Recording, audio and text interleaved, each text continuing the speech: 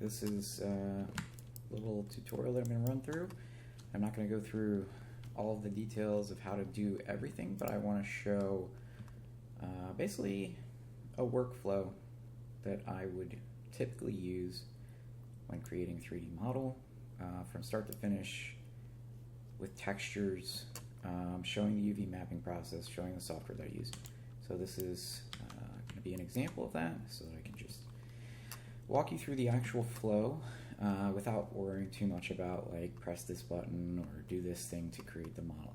You know, so I've got a project set up in 3ds Max. You could use Blender or whatever you want to use. My project setup, my project directory structure is set up in this way. So I have these folders that I've created for scenes. This is where I put my scene files. Reference, obviously self-explanatory. Exports for the various exports we're going to do, and then a textures folder. Sometimes I put the textures that go on the model inside of the exports, depending on what it is. Other times I'll use this for source textures, so things that I want to use to generate the actual model textures. But you can set up your structure however you want. You can use whatever software you want. But just to keep things organized, we have a project set up, and I've set the project in here. I'm going to go ahead and save this scene so that we just have a scene saved, so that our autosaves are doing what they need to do. And I'm just going to call this chair 1. I usually like to use a number so I can get iterations, and I can always know which one's the latest version. I'm going to save that, and I'm also going to open up the Scene Explorer, and usually I keep that open and I do different layers in there. We'll get into that later. I've set up a plane so far, and this plane is going to serve as our reference texture plane. So it's very important to find references first. Whatever you're trying to make, look for some references. It's going to help you. If you just try to sit there and do it, you might get the scale wrong. You're not going to have the vibe. I mean, you could just look at something and model it, but it's a lot harder. And the reference that you use doesn't have to be anything crazy. I usually like to have flat-on views so that I know, the dimensions really good. So if you can get like top, bottom, left, right, yeah, the more you can get, the better. But for this simple object, I'm just going to use a basic sort of three-quarter view, and this is actually an asset that was generated by ChatGPT, so that's kind of cool too if you're looking for like concept ideas. I know a lot of people don't like to use AI for art stuff, but when it comes to like coming up with concepts and reference and stuff like that, it's very helpful because you can type in exactly what you want. For this prompt, I asked it to make me a simple chair with a cushion that has a button in the middle in a hand-painted style and for 3D modeling. And so that's what it's done, and it did a good job on the first try, so I'm not even going to have it modified or anything like that. And I'm going to use this so that I can get a sense of the dimensions and just kind of eyeball it from there. So I'm going to go ahead and model this pretty quickly, and I'm not going to do anything too crazy, so I'll probably just speed through this part of the video, but it will give you a sense of what I'm doing. So I probably will start a time lapse and come back once we've got something to work with.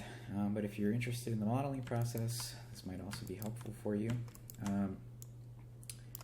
In this case, I am going to start out with a low poly model, and then I'm going to make some modifications to that to make it into a sort of high poly model. That way we can talk about the baking process. So a lot of times I will start with a high poly model first, and then I will create a second low poly model over top of that. But because this is a simpler object, we're probably going to be able to do the low poly first and then kind of like convert it to the high poly version. So that's a little workflow point for you. If you're making something that's pretty complex, focus on making a really good high poly, and then go over it again with the low poly, because otherwise you're trying to take the high poly and remove things, and sometimes that doesn't work as well, and sometimes it's also just not as efficient at creating that low poly mesh, because you can really just like use very simple forms to capture a lot of detail, and it's just easier sometimes to make that secondary mesh. So I'm going to go ahead and start doing this, and I'm just going to kind of eyeball some dimensions. And so what I'm doing here is I'm getting a sense of the height. So I'm using this front leg as like, that's the ground, so then I can get the height there, but you want to be careful that you're on the same plane, right? So like these pieces in the back for the backrest are a little bit farther back, and so they are, you know, you can't use this to tell the height. So you would say like, this is the ground plane, there's the height of the seat, and then so you might also then do something like this and say, well, there's the height of the back leg, because it's a little bit farther away, and so the perspective is changing it. And then what I can do is take this leg and just drop it down to my ground level, right? And so like, that's going to give me an approximation of like how high that backrest actually is. All right, so now I'm just going to go ahead and start doing some modeling, because otherwise I'll just talk, and we don't need to do that. So I can kind of get the thickness here, and then I can also kind of get the width. So again, like that's a little bit farther away, so I'm not getting an exact dimension there. So I just want to give it a little extra, and then I'm going to kind of eyeball it to say like, okay, well, chair's probably a little deeper than it is wide, you know, so like maybe this is a little too deep. And so like now I've got that. And when it comes to making this high poly, all I'm really going to do is come in here and add some loops and things. So like if you want even loops, we can do like a connect, 2 loops, and we'll just widen those out. And I can do the same thing in this direction to give me that shape, and that gives me this. One thing that's important is keeping things in quads. You want to try to keep things in quads. Triangles aren't the end of the world when you're modeling stuff, but it's going to make our life a lot easier in the follow-on processes. And what's really important to my flow is doing things in a way where it makes everything else easier. So if you model keeping in mind how you're going to do your UV mapping and how you're going to do your textures, it's going to make that process easier, and that means that it's going to make that process faster.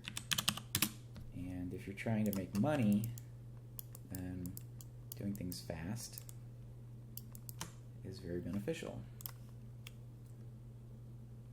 So I know I said I was going to make the low poly first, but I'm actually not making the low poly first. I'm making a high poly. So this is going to let me turbo smooth, and that's going to make that edge nice and smooth. So now I have the base of my chair. Now for this, I'm assuming that I'm not going to really look at the underside of the chair, because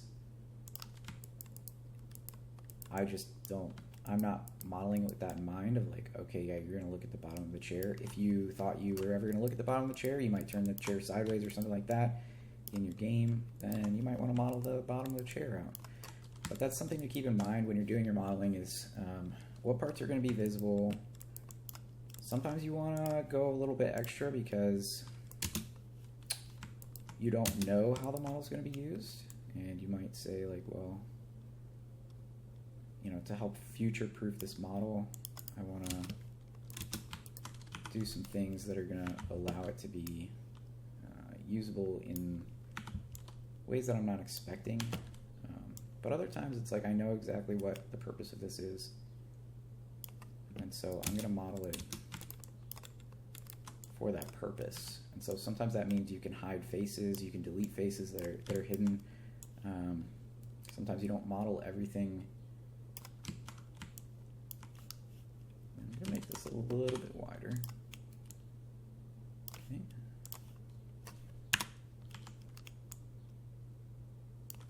Okay, and this is going to give us a leg on our chair. And we're going to do a little bit of a taper on the bottom. Actually, I'm going to taper the top because I used the bottom to get the scale that I wanted. So I'm going to just taper that a little bit just to give it some interest. Actually, before I do that, so just trying to like make the flow as efficient as possible, I'm going to bring this to the back. The back legs are different because they come all the way up on that chair and they have sort of a curve to them. But I've already got this dimension and I want it to match, so I'm going to just keep that in the back for now, and that way I can use it later.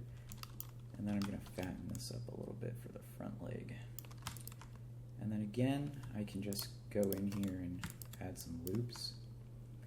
So if I wanted to use this as the low poly, I could just say like, okay, this is going to be the low poly, and I could say like, you know, hey, I've got this piece here, and it's really just a box, right? So it's just a box. So I could just, since I already made that piece into a high poly piece, I could say, well, I'm just gonna make a box around it, right? So like this is kind of like what I'm talking about with making a new mesh for your low poly, is I could just go around this thing and say, okay, well there's a box.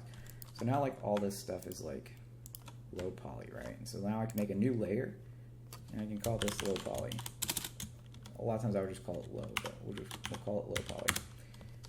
So now I have high poly on this 0 layer, and then I have my low poly here. So really I would take this and I would also create a layer and call this high poly. Oops, I had too many objects selected. Okay, I'm gonna add this to a new layer. So staying organized, super important for efficiency. It feels like more work in the moment, but it saves you time later. So I'll just keep working with everything like it's a low poly for now. So this one's tapered, and really that's all I care about for it to be tapered right now. So we'll make it the high poly version of that in a moment. So now I've got this back leg, and I know that it comes up to about the height of this purple box here. So sometimes you can just use boxes for measurement. You don't have to actually use them as like, oh, I'm going to model off of this. And then I see that there's like this sort of subtle curve here that I like. And so what I'm going to do is actually add in some additional loops here. So we'll go ahead and do we'll do 4 loops. There's a bajillion different ways that you can make this thing curved. One thing that I like to do is if I have a lot of loops, I can come in and I can use basically a lattice box. So I can use one of these FFD boxes, and that'll like simplify it so that I can say like, okay, we'll pull these back, pull this back,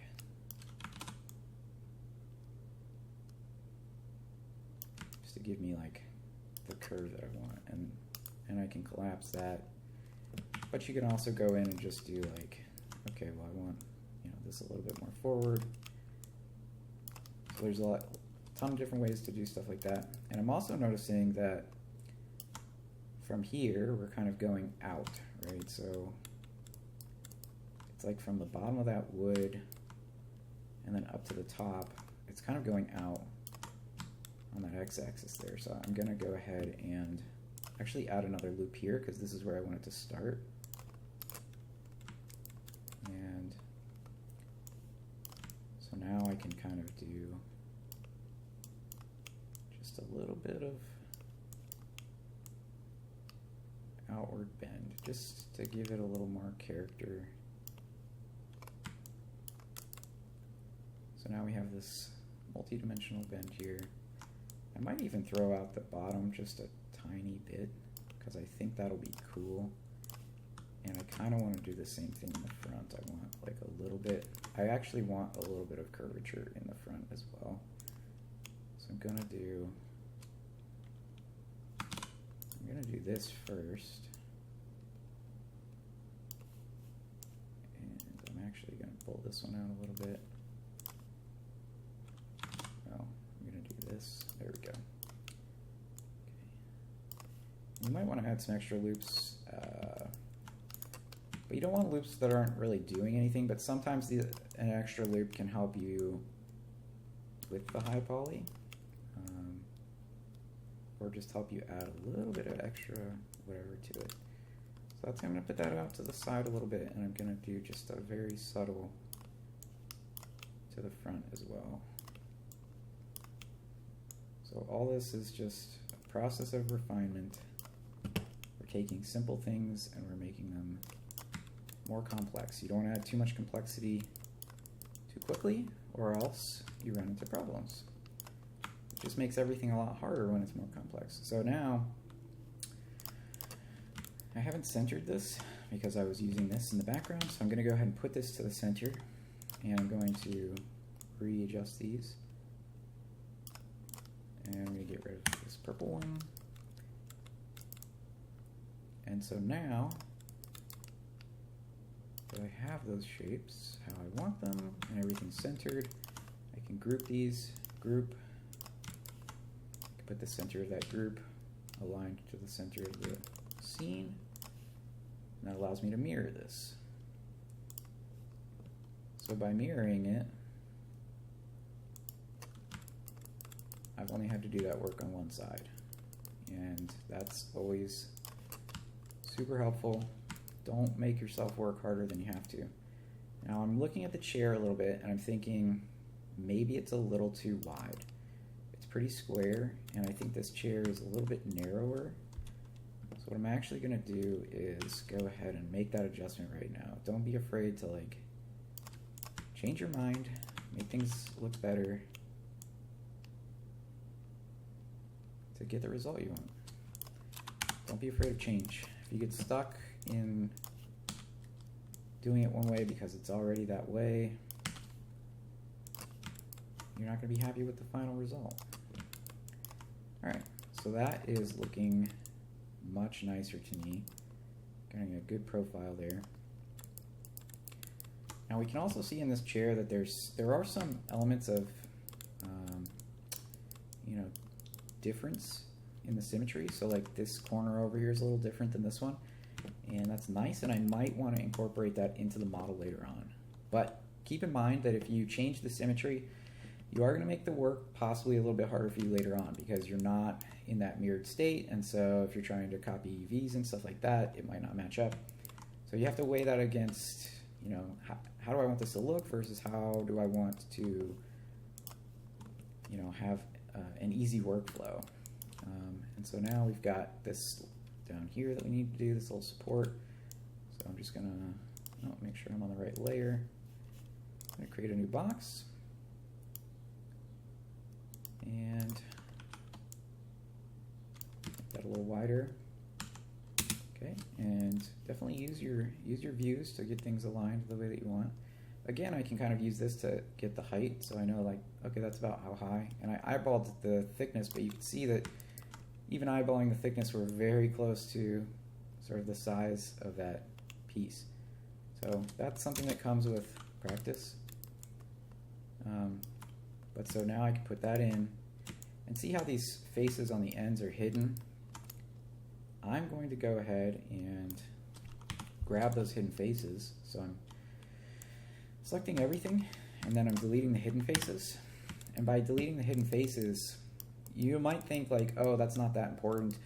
And it's only 2 polys, right? So it's not really keeping the polygon count down a lot. And that's true, but the thing that you have to factor in is that's going to save me time, because now I don't have to worry about cutting those faces up when I'm doing the UV mapping. I don't have to worry about texturing those faces. I'm not wasting texture space. And it's going to make that UV cut process one edge that I have to select, which you will see later on. And so like it's just gonna make things easier. It's all about making things easier. That's what efficiency is making things easier on yourself later.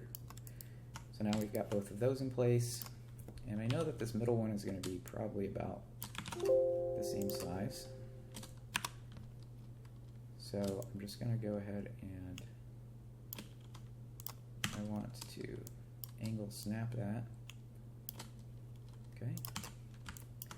Another thing you can do is label your parts. So right now I'm not labeling parts, and I'm mostly not labeling parts because this is such a simple small mesh and I know that I'm going to like combine it all. But if you're working on something that's big, do yourself a favor and name things, because if you don't do it, you're not going to know what you're looking at, because you might have 1,000 parts and you're copying stuff. And if you're going to copy things, if you name them before you copy them, now you have copies that have names. You know, so that's something to think about. So this piece here, I'm looking at this and I'm seeing it's a little bit more forward, so I don't want it to be centered. I want it to be maybe up here. And it's also looking a little more square to me than these other ones. And if I really want to make it a little bit more interesting, what I might do is, again, kind of taper it. So like flat stuff is okay, but sometimes it's a little bit boring. So if we can add just even a little bit of change to the surface, it's gonna pop for us a little bit more. And really we could do that with the other pieces as well. So I could take, I'm not gonna do this one actually, I'm gonna do the other one because I've already got the pivot set on the other one. So now I can come in here and do that, and I'm going to spread it out a little bit, and I'm going to take this and I'm only going to shrink these down on the Z a little bit. It's going to make it just a little tiny bit more interesting. And now I can get rid of this crappy one, mirror this one over, boom, now those are in place. So our chairs really come together pretty quickly. Now we've got this backrest piece that we have to do here. So that, again, you know, we're just starting with boxes. Everything's a box for the most part. Sometimes it's a cylinder, but usually it's a box. Everything starts with a box. And so I'm going to say that one's probably about there. I'm going to do this bottom piece first because the bottom piece curves backward, but it doesn't really curve upward. And this top piece curves backward, but also upward. So in my mind, I'm thinking, how can I make this easier on myself and copy this bottom piece? I can't copy the top piece because then I'd have to change that extra curve. So it's this and this are the same thing, except this has an extra curve. So all I really need to do is get this bottom piece into the shape that I want. So I'm going to kind of get the thickness right. Again, I'm just eyeballing things. I think I already set the center, but maybe I didn't. So let's set, oops, I snapped to the wrong point. So keeping things aligned is really important as well. Like if you keep things aligned, you're going to make your life a lot easier because you're going to be trying to mirror things around. And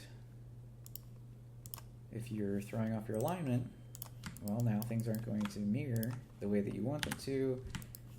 And on a big complex mesh, you're going to end up with funky holes and surfaces that don't match, and you just want to keep things, use the snap tool a lot. Snap, snap, snap, snap. And I'm going to suck this in just a little bit more because I don't want it to be too fat. And so now, again, I can go ahead and add a couple of loops, and this is going to let me get that curvature that I want. Because I really want this curvature to be nice, I'm going to go with 5 loops. And I'm going to, again, select the whole thing and add a lattice. This time I'm going to use a 3 lattice because the 3 is going to give me this middle section on the lattice. And I can grab that control point and just bring the middle right out. And that's going to give me a smooth curve through the whole thing. And And now that I've got that, I'm going to go ahead and drag this up, and we're going to save this piece for when we work on the top. And this piece right here, I'm going to adjust. So you'll notice I'm adjusting my pivot point a lot, because that's going to affect where I rotate from and all that stuff. And I'm just going to try and match this angle on the edge of the chair. So this might be a case where I want to look at it from the side. So I can see the angle of that chair piece, and I can see the angle of my thing, and I can see that they don't match. And so I can just make that adjustment to match them. And if I want to view them overlaid, so I can see they're really matching good. Okay, and that's great. And so now I can just come in here and look at the placement, get it about in the middle. Okay, and so now I'm seeing this, like, oh, I've adjusted it and now that's poking through, and I don't want it to poke through, right? So what do I do now? I don't want to screw up my curvature. If I squash it with the stretch, then it's going to squash, it's going to mess up that curvature that I don't want. So this is a case where I just need to make an adjustment. So all I'm going to do is go in here, and I'm going to add a new loop right inside, and I'm going to take off the end that I don't need anymore. And you can go into wireframe. If you need to see inside, you can, but once you do it a bunch of times, you'll trust yourself. I'm just going to take off this other side because I don't want to try to match it, because it's not going to be perfectly matched if I just make another cut on that side. So I'm just going to mirror this surface over, and then I'm going to attach them. And then, so this looks like it's a uniform surface, but keep in mind there's two different objects here and they have their own edges. So you have to come in and weld these back together. If you don't weld them, then your mesh is not one mesh, it's two meshes. You have two edges, you've got to cut different things, you're going to end up with seams that you don't want. All kinds of bad stuff happens if you don't make that adjustment. And so now that we've done that, I have a choice to make, because I had to make that adjustment after I made the copy. And so now I can either use the original copy, or I can try to copy this one back up. But I think this one's not going to work up here, because see, we cut those edges off and now it's like a little bit short. So I think we're not going to copy this one again. We're going to keep using this one. And it's already got the lattice on it, so I can come in here and I can grab these control points and I can add that upper curvature that I want. So I think that looks pretty good. I'm going to go ahead and collapse that. I don't like to keep a big stack of modifiers. That's just not how I work, but some people like to keep the stack preserved. To me, I like a clean stack. And I'm pulling down that bottom just to add that extra thickness that we needed. And now again, I can come in here and I can adjust the rotation. And I'm going to look at it from the side again so that I can match those up. So I'm seeing that's pretty well matched, but not quite perfect. So like the level of perfection that you get, that's going to be up to you. If you're okay with the imperfections. Some people like the model where things aren't matching up. They like that sort of more natural feel of it. But I find that a lot of times, especially in professional work, you want to start out with things pretty organized, and then if you want to add in that flair of like natural touch and asymmetry later on, then you can do it there. So instead of doing a willy-nilly cut, I could probably also do like a connect, add that loop, and then move it down, and that'll give me perfect on both sides. So then I wouldn't have to mirror the surface. So this is just like an example. There's a million ways to do things. I'm not telling you exactly how to do it, but you don't quite like that. You don't quite like that because it's not perfect. So let's try that one more time. And we're going to push that a little bit deeper in. There we go. Okay. So now I'm going to grab those again. Grab this one, delete. Check it, make sure it's Make sure we didn't miss any faces. We're good. So now that's on there. Okay. I think I want to bring it down a little bit. And I think I want to bring this one down a little bit. Part of me wants to add in a curvature, an upward curvature to this one as well. No, I don't necessarily think that's happening here. Maybe it is. Maybe it just seems more subtle. I don't know. But I'm looking at the chair and I'm making an artistic decision that, yes, I think I do want to have a curvature there. So I'm going to go ahead and just do it. I'm going to do it a little more subtle than the other one, I think. Yeah, I like that better. Okay, so there's our chair. A lot of times I like to just throw material on just so that everything's the same color. That's just a me thing. And sometimes that can help you organize parts. Okay, so we have one more piece to do. This cushion, which is the fun part. I'm really looking forward to making this cushion. So what I'm going to do is I'm going to hide all the rest of this for now, because I just don't want it in my view, distracting me. And I'm going to make a cushion. Okay. So now I'm going to unhide because I actually decided that I don't like that. It's okay to say like, okay, I tried this thing and I didn't like doing it that way.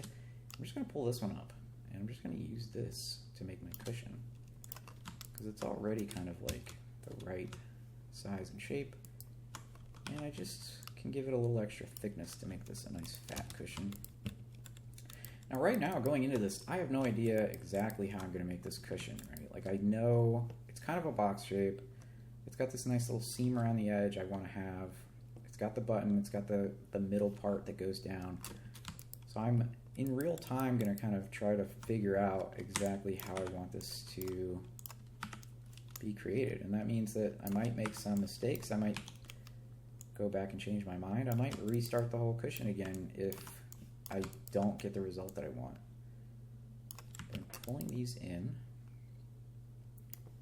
I'm going to pull in the sides a little bit too. Okay. And the cushion I might make the high poly and then just do a box or something over it, because I think it's going to be hard for me to know what the low poly looks like without making the high poly first. Because it is soft around the edges and stuff, we're just going to need that extra bit of detail. So I'm going to go ahead and pull in these sides. And so this is a case where I'm not making things perfect, because I'm deciding that like I don't care if the front and the back match perfectly, and I don't necessarily want them to. But I do want the left and the right to match, so I'm probably going to go ahead and do that part perfectly. And we're going to do this. So the reason that I'm doing this is to create this curvature on the corners. Creating the curvature is important because you can go in and just add a smooth modifier and smooth something out, but if your underlying geometry is in line with that, you're going to have a much nicer result. So now, what I'm going to do is, I'm going to grab this top part. So I want all the faces on the top. I'm going to bring those in. So the inset doesn't always give me what I want, but sometimes you can just create the inset and then do a scale and then get a better result. So I know that I want this to be down. Okay, so that's starting to create that shape for me. Now, I am going to turbo smooth this. I want to kind of create that seam there, so I want to bring this in slightly to kind of flatten it out, and then give me another bump. So again, I'm insetting and scaling to give me access to this edge loop.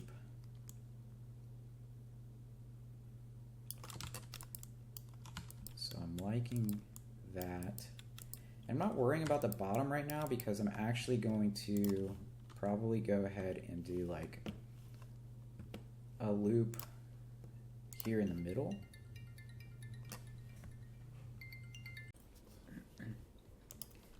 Had to cut the video for just a second, so I might have lost my place a little bit, but I think what I was saying is that I'm probably going to cut this in half. So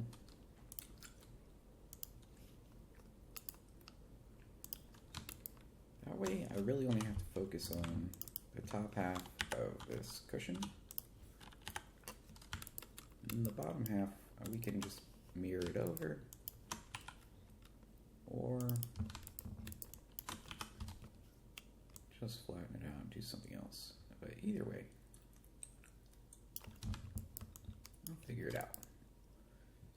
I want to create a little bit of that lip there, which I think we've got. And then obviously there's this button area, and so that's going to be something a little tricky. I mean, there's always like a million ways to do these things. So one option might be to just sort of like suck everything in, but I don't think I like that option because it's not going to give us like that really round, cushiony look that we want. At least not without a lot of like adjustment and headache and stuff that I don't want to do. I'm going to try to do it an easier way. So what I want to keep track of here is how many edges I have, because I want to basically match up a cylinder to this square shape. So I've got, the 1, 2, 3, so each side is 3, so we've got 12 sides, and then we could make this 12 sides and just kind of put them together. But I think I'm actually going to add some edges here down the middle, because we're definitely going to want to have that extra little bit of geometry there, so everything's not pulling from the corners. And also having that in the middle is going to allow me to snap this cylinder right into place where I want it. So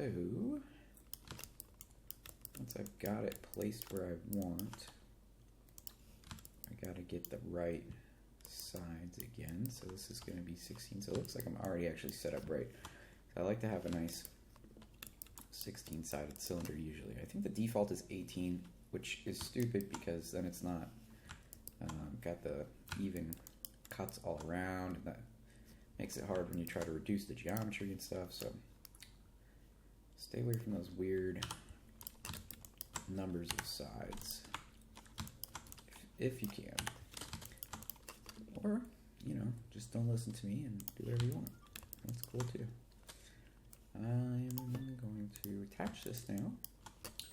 So now what I can do is I can come here and I can start bridging these.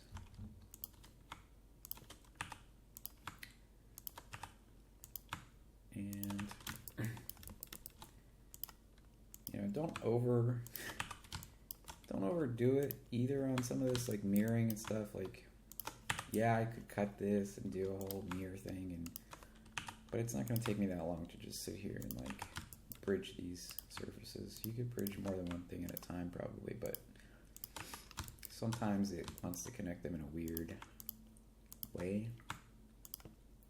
So usually I just do one at a time. See, like I just messed that up because I was trying to be fancy. And I've set up a hotkey to like auto do the last action, so this is like extra fast for me. get your hotkey set up. That'll make you more effective. But you gotta know what you want to hotkey first. So learn your habits. Okay, so now we have this cylinder. Whoops, went into the wrong view there. Get back to. Okay, so I'm gonna actually make that larger because I want to pull from this sort of like cylindrical space more so than, you know, from the square shape. And again, I don't know if this is gonna work. This is something that I'm trying. Look, I gotta raise this up a little bit, maybe. Just give me a little extra fluff. I'm gonna inset this. I'm gonna bring it way in.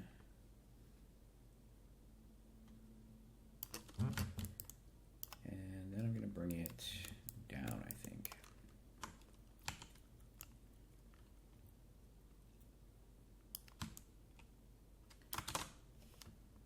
I'll go ahead and just add my loop first.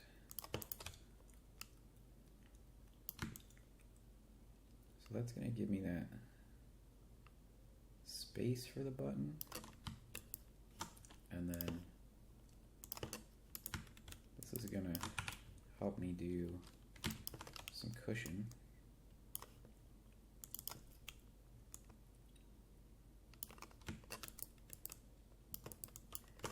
Let's see how it actually looks smooth, because right now it's a little bit hard to tell what kind of result we're gonna get. So that's kind of nice. I'm definitely getting a little bit of button there. I'm definitely getting a little bit of seam there.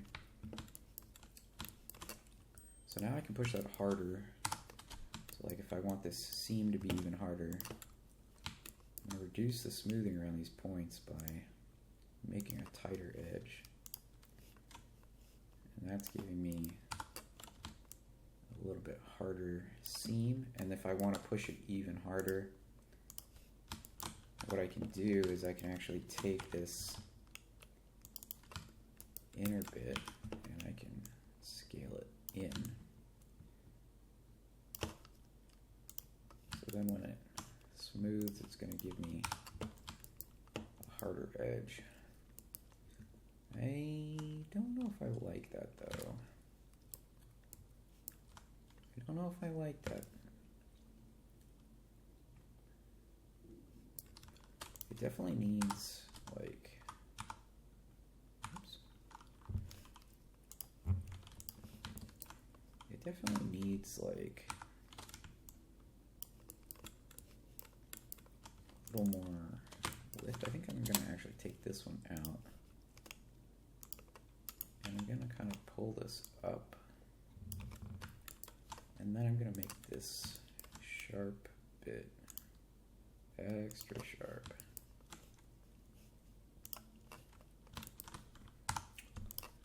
And that's giving me a pretty decent cushion effect. I definitely also want this top to be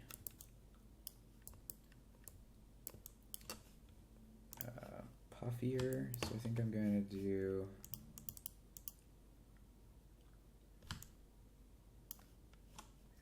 something like this, where I grab all of these and then scale them to get a real puff on there.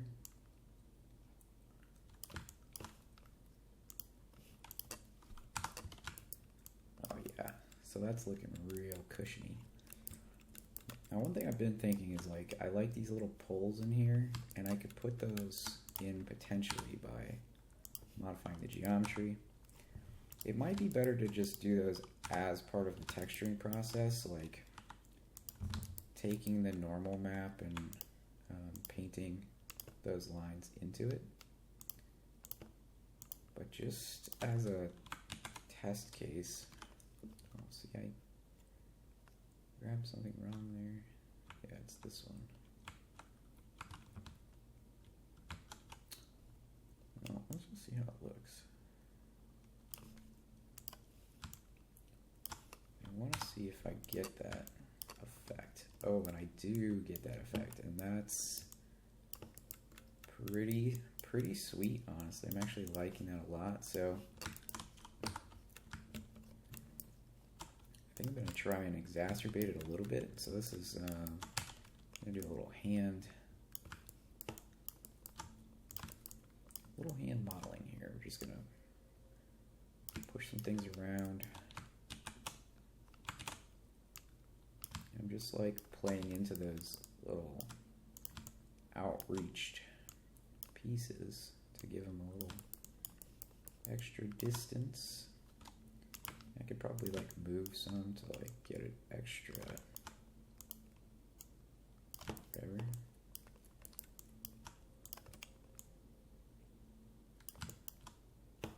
So yeah, I'm liking that. I'm liking that a lot. So now all I need is the button for that. And I also want to create sort of a hard piece here. It's not necessarily pictured, but to me it feels like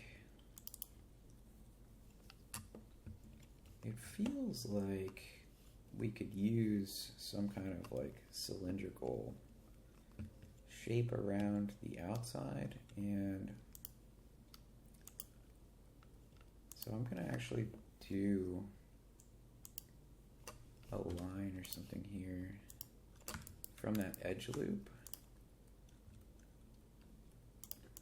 And we're going to add this edge in because I think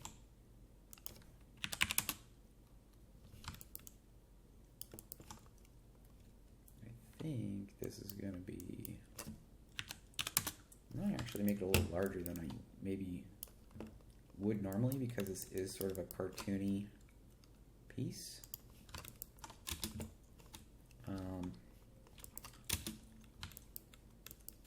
And again, this is part of the high poly, so this isn't really going to go into the low poly probably. So I need to match it up because it's not quite fitting the shape.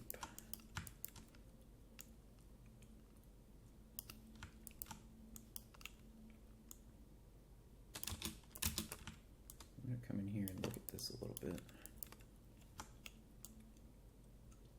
I want it a little bit embedded, not too much.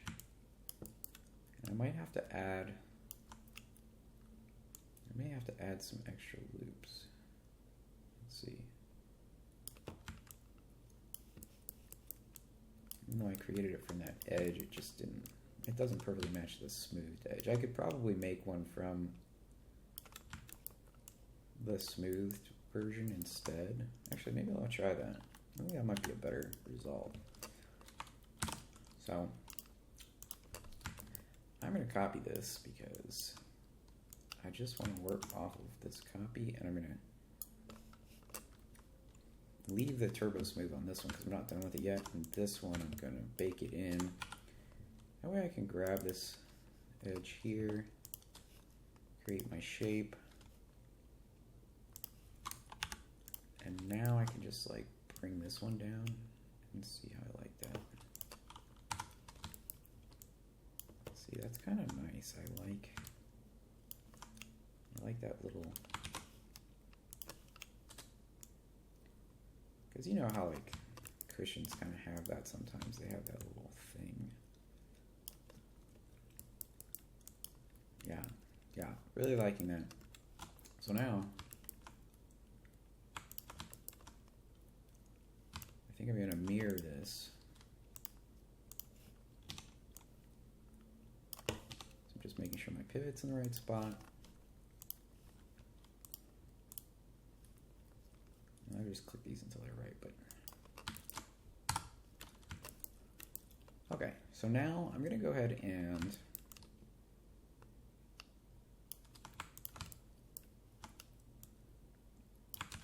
I'm going to lift this up for a second because I want to see this bottom side. I don't think I want this whole bottom side to be intact. I think I'm actually going to do I like this. I'm probably actually going to just leave that open because then we don't have that unused space eating up our texture space. So we can get away with smaller textures, and I can still just sink it in here and it's going to look nice and cushiony. I do think the cushion is a little too thick right now. So let me go ahead and combine these.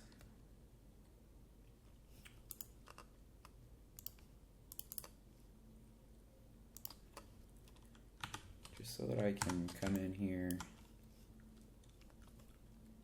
and weld them together. So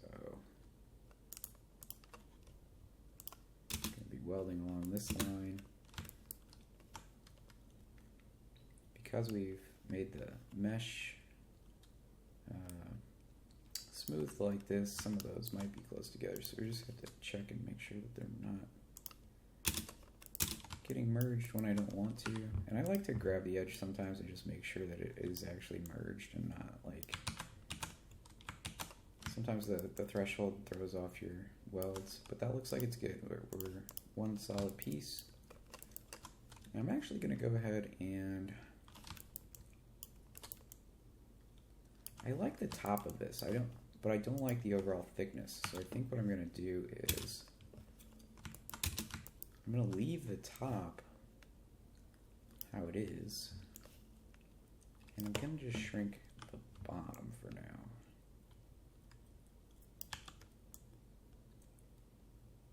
So that we can reduce the thickness. I think actually I want a second one of these also, like down here.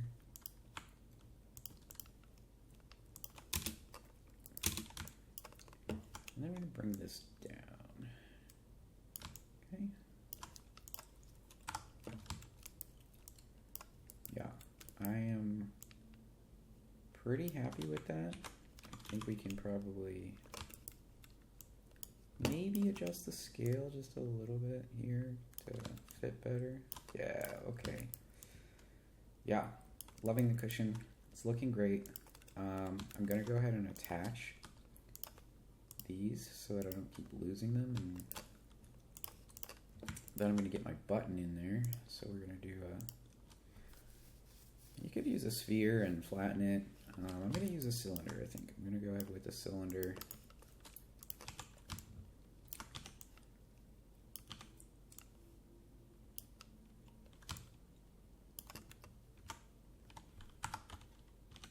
I'm just finding the center. Okay, we're going to scale that in. One's going to be a little big because it's, again, kind of stylized. I'm going to pull that bottom off of there.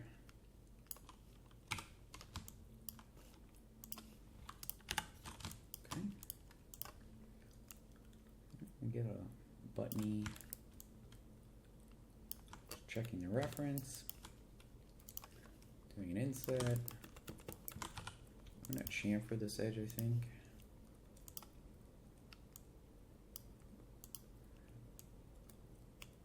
Not that much. Okay.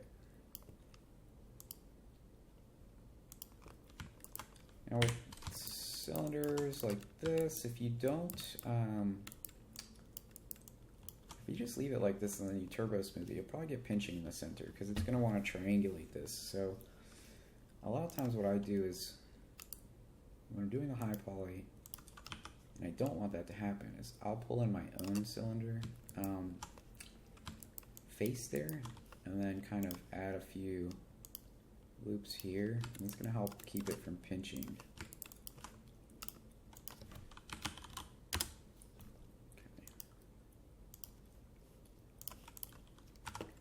Okay, so just checking out that button.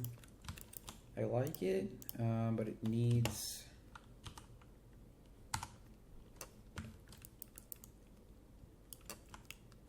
a little bit of like roundness to it.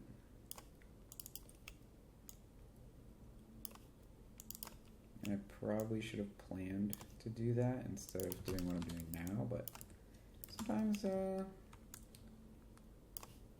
things don't go in that direction. Sometimes you do have to like modify stuff, you know. your planning isn't always going to work, is what I'm saying. So be flexible, be adaptable, know a lot of ways to do stuff. But try to plan. Try to be efficient.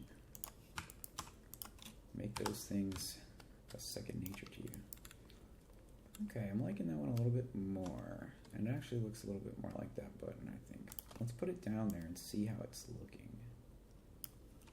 And I'm going to apply my material also,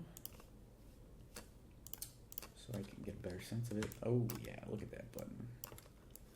Look at that beautiful button footage. I like it. I feel a little bit like maybe it could be even better. And I think I'm going to listen to my heart and try to make it a little bit more interesting. So I think what I'm going to do is try a lattice and just see if I can like isolate the selection here. Let's see if I can grab these control points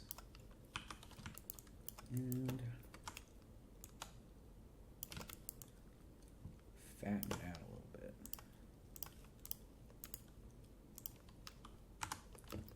Oh yeah, yeah, I like that better. I definitely like that better. Great. Okay, so let's go ahead and attach that too, because this cushion's going to be all one piece. That's the high poly cushion, and I could name it here, so I could say cushion. I can even call it high if I wanted to. And I'm going to actually put that into the high poly.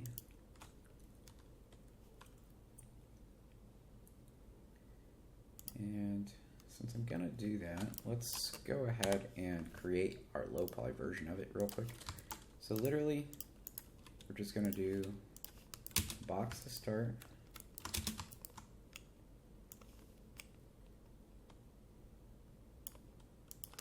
Okay, you want it to be centered for sure, so I'm just checking the center, Okay, I've got a little bit of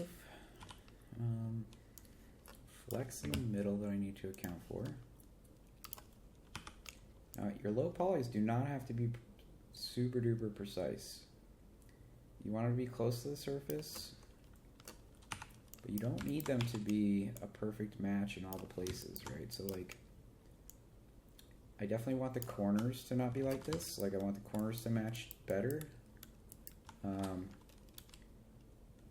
But you're gonna see that the surface is not perfectly matching, and that there's gonna be some spots where they clip together, clip through, and that's okay. That's okay, because when you do your bake, you're gonna adjust how you're baking based off of like how much clip through there is. So less is better, but you have to weigh that against how many polygons do you want to use and how complex do you want to make your mesh. So like right here, there's a little bit of a thing, and it's like, well, do I want to add this whole extra loop just to get that much space, or is it not worth it? In this case, I'm going to do it because I want it to come out nice. And I don't think it's going to hurt anything too bad. So when you're adding loops and stuff, you know, you're always just looking for change. So like here is sticking out way far, so when I bring it in, then I see, okay, well, now there's this big spot here that's not working, so now I've got to fix that. Don't add geometry if you don't have to. Only add geometry when you need something to change.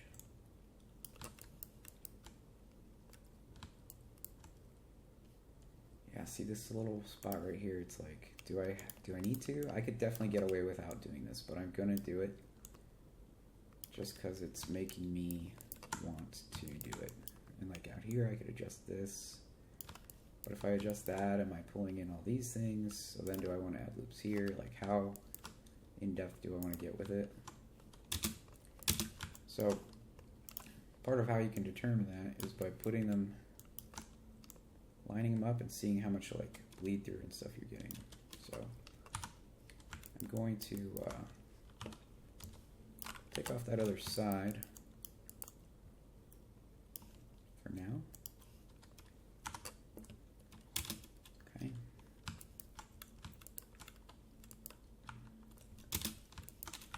And we're going to go ahead and,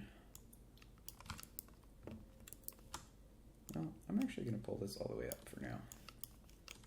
This one down.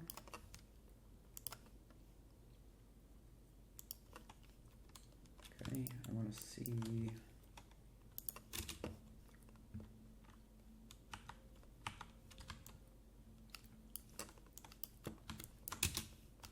Probably going to go ahead and pull this in. So you can see I'm trying to match those surfaces to get rid of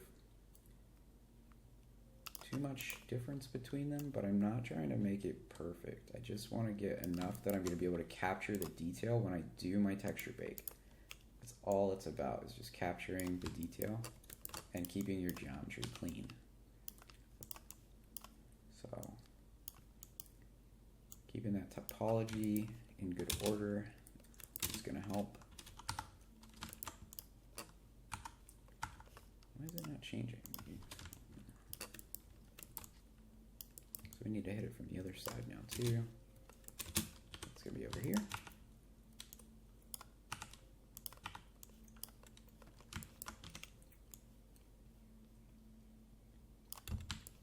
So again, I'm using the geometry that I've already created, but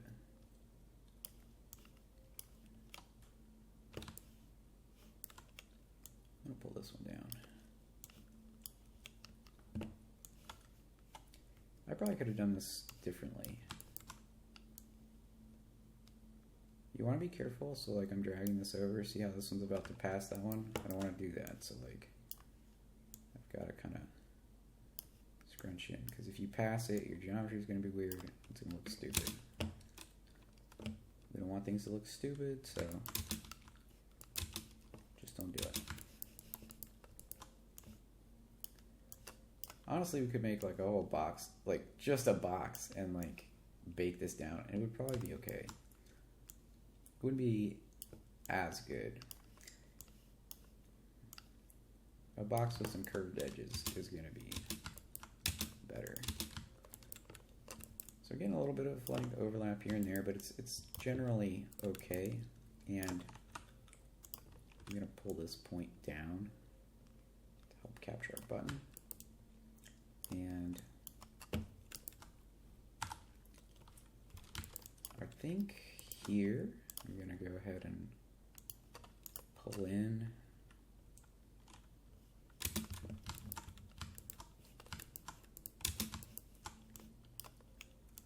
I could scale this to get both sides at once, but the reason I'm not doing that is because the scale's just a little sensitive and it would be hard for me to get it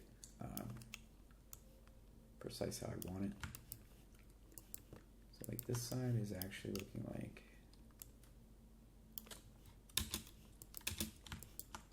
yeah, so that's pretty good. I don't know how many polygons this is, but it's not that many. You can do Alt X and see how things are looking. So I could definitely sit here and like fix this stuff so that it's all curving nicely, and you could sit there and do that all day. I'm not going to do that because I'm not making any money off of this, and I just don't have like the excitement about it to get it that perfect. But like I might want to do something here, because like I'm kind of flipping pretty far in.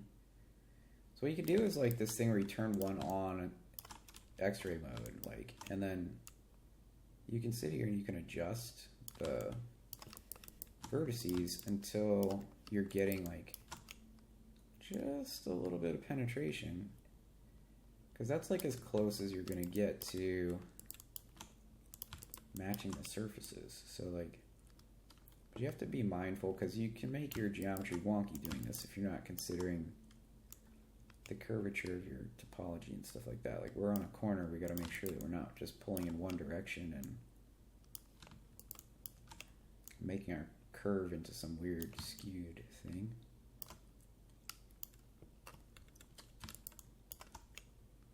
So this is going to get us pretty precise. So I just said I wasn't going to sit here and like tweak it too much, but here I am sitting here tweaking it. Maybe it's just my nature. Some part of me wants this model to just look really good. I think this is the back side that I didn't care as much about, and that's why these edges are not as aligned. One cool thing that you can do, this is a 3ds Max thing, I don't know how you do it in other things, is that you can actually slide along the existing topology. So I use a hotkey and I'm allowed to slide along the topology, so I can bring this down deeper into that curve, that corner, then I can turn it off.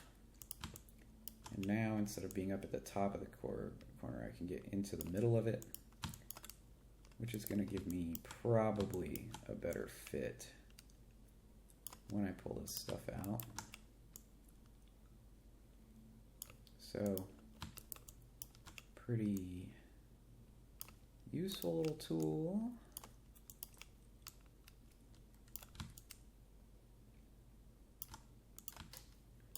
Let's get this one over here.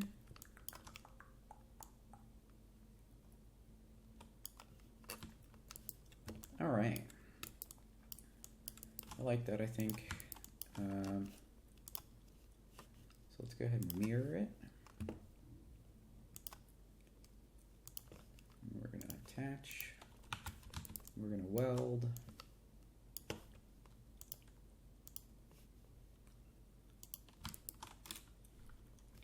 Okay.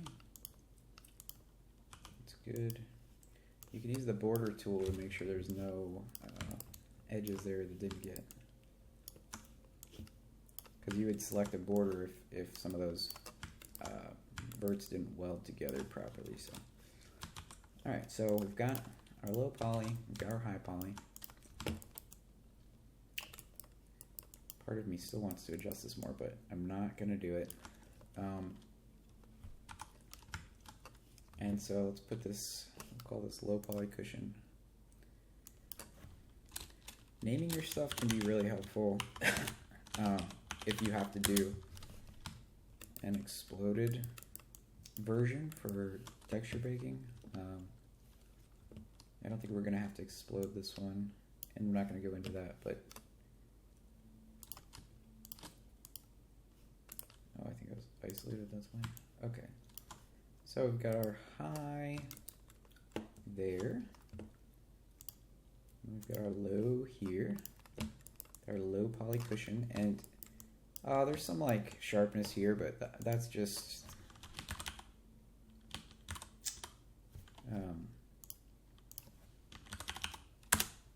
boy, I don't know, the word left my brain, but we can smooth that out with this.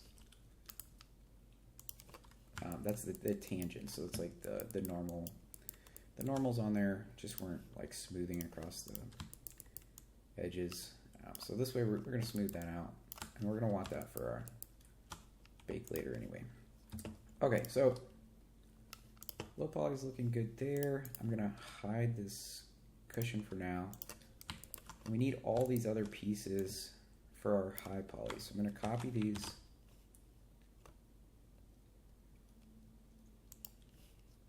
And we're going to put them into the high poly. What's going on here? Oh, yeah, blue.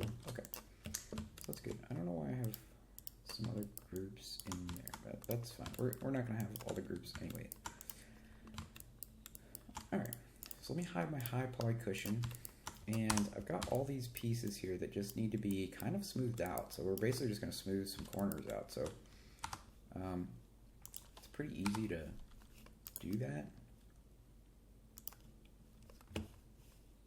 Basically, I'm just going to use this Swift Loop tool, and right now I'm not real concerned with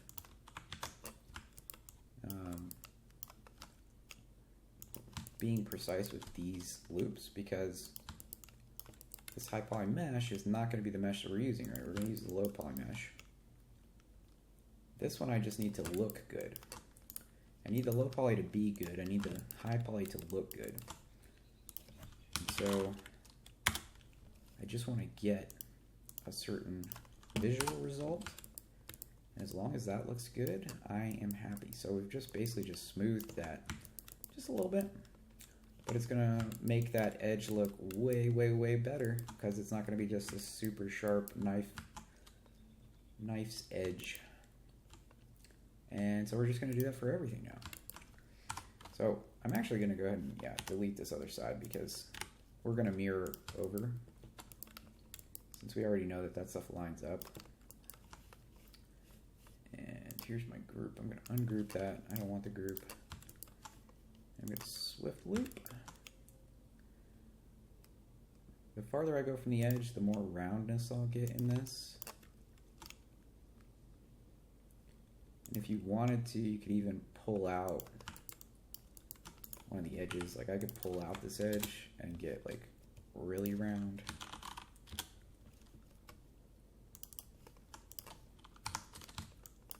So that's like really, but I need something down here because we want a nice flat foot. And I probably want something here too, just so I don't get too much stretching, but I will pull this up a little bit just to help aid in the smoothing. Yeah, that looks good to me. I'm probably going a little bit smoother than the concept here, but that's because that's how I want it.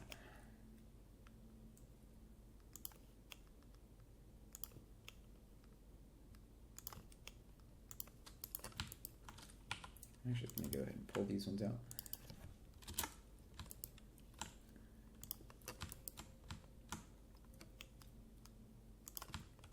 I kind of want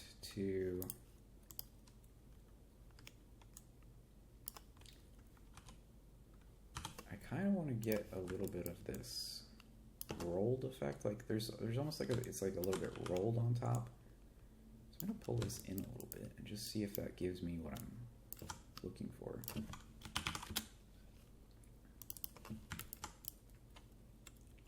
And I'm going with a couple of iterations on the smooth because again, I don't care if it's the high poly. It's gonna be high poly.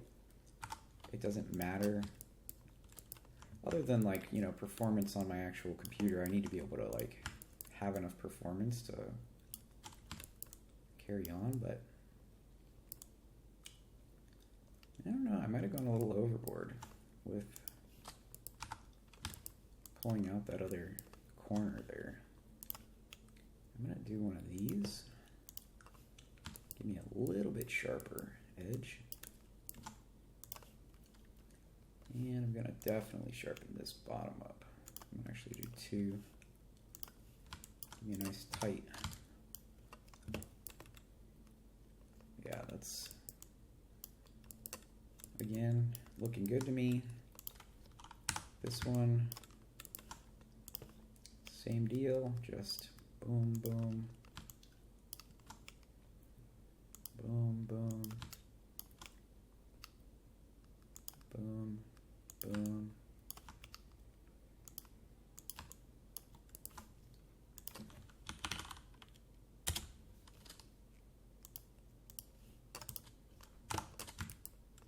Yep, liking that. Let's do the same thing here. Boom, boom, boom. And those places where we cut out faces that were hidden, it's really nice in this step too. So we're already starting to save ourselves some energy because those areas are going to be like really flat when we smooth out. We're not going to get the curved ends that we would get if we didn't remove those faces. So I'm already saving myself some trouble with pinching and stuff on the high poly. So that's where that focus on making the future easier. Do be careful not to move your stuff like that. Okay. Making the future easier for yourself through sort of intentional actions instead of just kind of like hoping for good results later on. If you're really intentional about the workflow and making the future of the process easier for yourself, boy, you're just going to have a way better time. I don't know about this one. Let's see how we like it.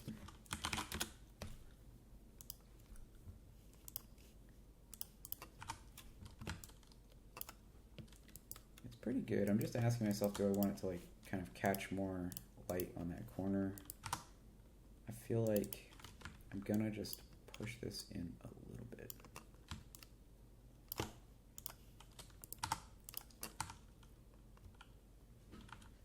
Okay. So, yeah. I'm liking it. We'll do the same thing on this one. And this is gonna be good because this is gonna conclude our high poly modeling basically. So we're going to have a high poly and we're going to have a low poly and we're going to be able to bake them. The low poly model is going to get UV mapped. So the high poly model, we don't care about the UV map of the high poly because it's never getting textured. You could create a high poly from a low poly that's already been UV'd if you really wanted UVs to be like on the high poly for some reason. I don't know why you would want that, but you could, I guess, in theory do that. This one's kind of the same thing for me. I want to bring this corner. I actually want to see what it looks like if I do this.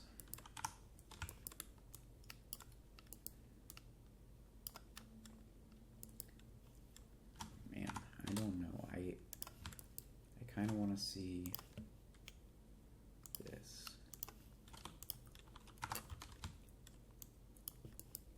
Yeah, I like that. I like that little bit of extra hardness on that top part.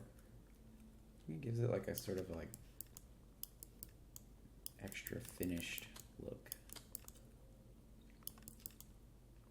And if you wanted to get really serious, you could bring your high poly into, you know, ZBrush or something, and you could sculpt on it and really get like wood grain and all that stuff in there, but we're going to leave that to the texturing.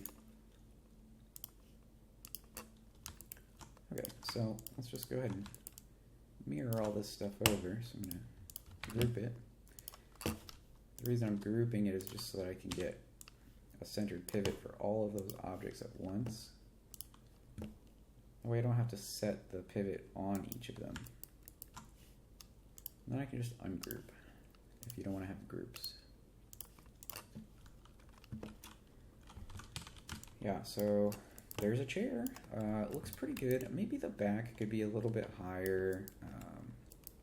Although I think it matches pretty well with the.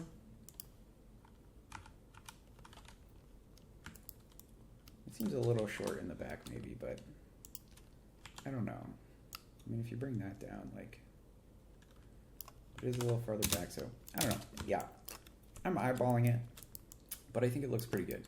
So this is going to be our model going forward that we're going to use for generating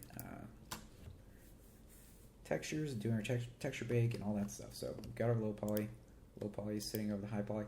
Sometimes it's nice to do two different materials, and then that way you can kind of compare the two. But these things are gonna match really nicely. So we've got some good low poly topology here. Let's see. let's see real quick.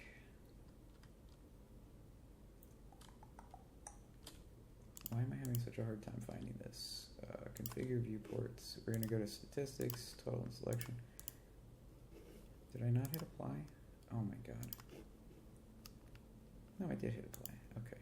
Why is it not giving them to me then? Okay, there we go. So, the low poly, 422 polygons. We can ungroup these two. Group, ungroup. There we go. And then the high poly, 45,000. So we're going to bake all that detail right down into the low poly. It's going to be great. So the first thing that I like to do at this point is export my mesh as an OBJ. You can do an FBX or maybe even some other formats if you want to. I'm just telling my workflow is OBJ. I like the OBJ because it doesn't incorporate a bunch of extra data. It's like, here's the model data, and I've just run into a lot fewer problems using OBJ than FBX when I'm transferring between different softwares. And then we're going to go into Rhizome after that. So let's go ahead and get that exported out. So I'm exporting the selection. I'm going to go to my exports. And this is a spot to think about too, is how you're going to name these things. So usually this very first one, I just name whatever it is. So this will be chair. Oh, we'll just call it chair. Why get complicated? But you're going to see as we go through the process different versions of this naming. So just keep that in mind when you're working. And when we do the OBJ export, it's important that we keep the faces in polygons. If you go to triangles or quads, it's going to re-topologize your stuff, and we don't want that. Like, you should have modeled it in the way that we want to cut it up for UVs. So keep it in polygons, hit export. Now the model is out there.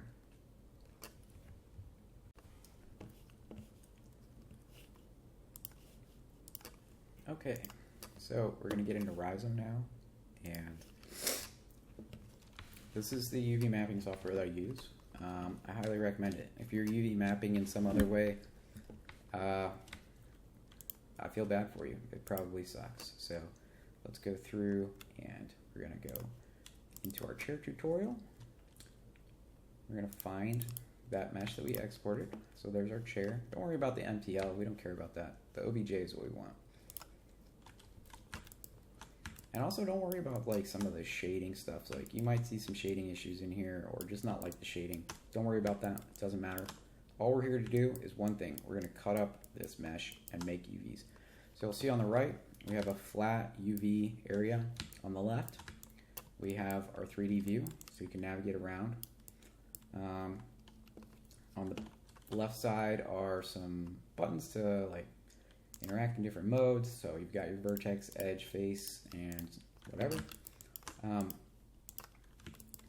Pretty standard stuff. There's a million buttons in here. Again, I'm not going to talk about all the buttons. If you want to know about that, they have a Discord, they have a website, they have tutorial videos, tons of stuff that can tell you about how to use all these buttons.